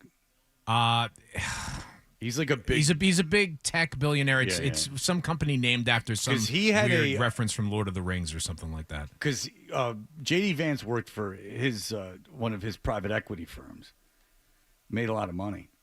According to Spotify, the content does not violate our advertising policies, and I don't use Spotify, but users began noticing the ads earlier this week that are offering a $50,000 signing bonus, and then that prompted a wave of boycott calls across social media. Well, I mean, they're all right, but the thing is that it's 50 grand, but then you got to get up and move. You got to spend I don't know how long, in Portland, Oregon. It's a lot of money, but. It's not like you're just, going to Waltham and hanging out. I mean, you're going to Portland, Oregon and arresting Robbie. But I mean, Spotify's running the ad. I mean, it's an ad. It's from the government. I mean, I don't know what you want the guy to do about it, but there you go. But Spotify sounds like crap. Adam did tell me that. Is that Adam was like, you know, because he doesn't like billionaires, so he told me to go to Apple.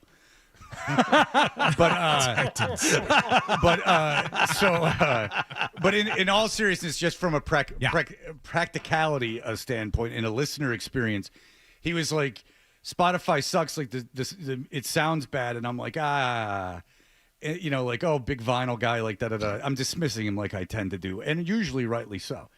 But then I listened to Apple Music, and the difference between Spotify and I don't know vinyl. I'm not a musician. I don't know about tone. I think virtually everyone can tell the difference in fidelity and like the sample rate of what you're listening to. So I didn't know I could, but what I'm telling you is I can. Like the difference between Apple Music, and this is I'm not on any soapbox. I'm from just do it yourself. If you Apple's owned by who the hell knows who owns anything? I don't know who the guy who owns Spotify is.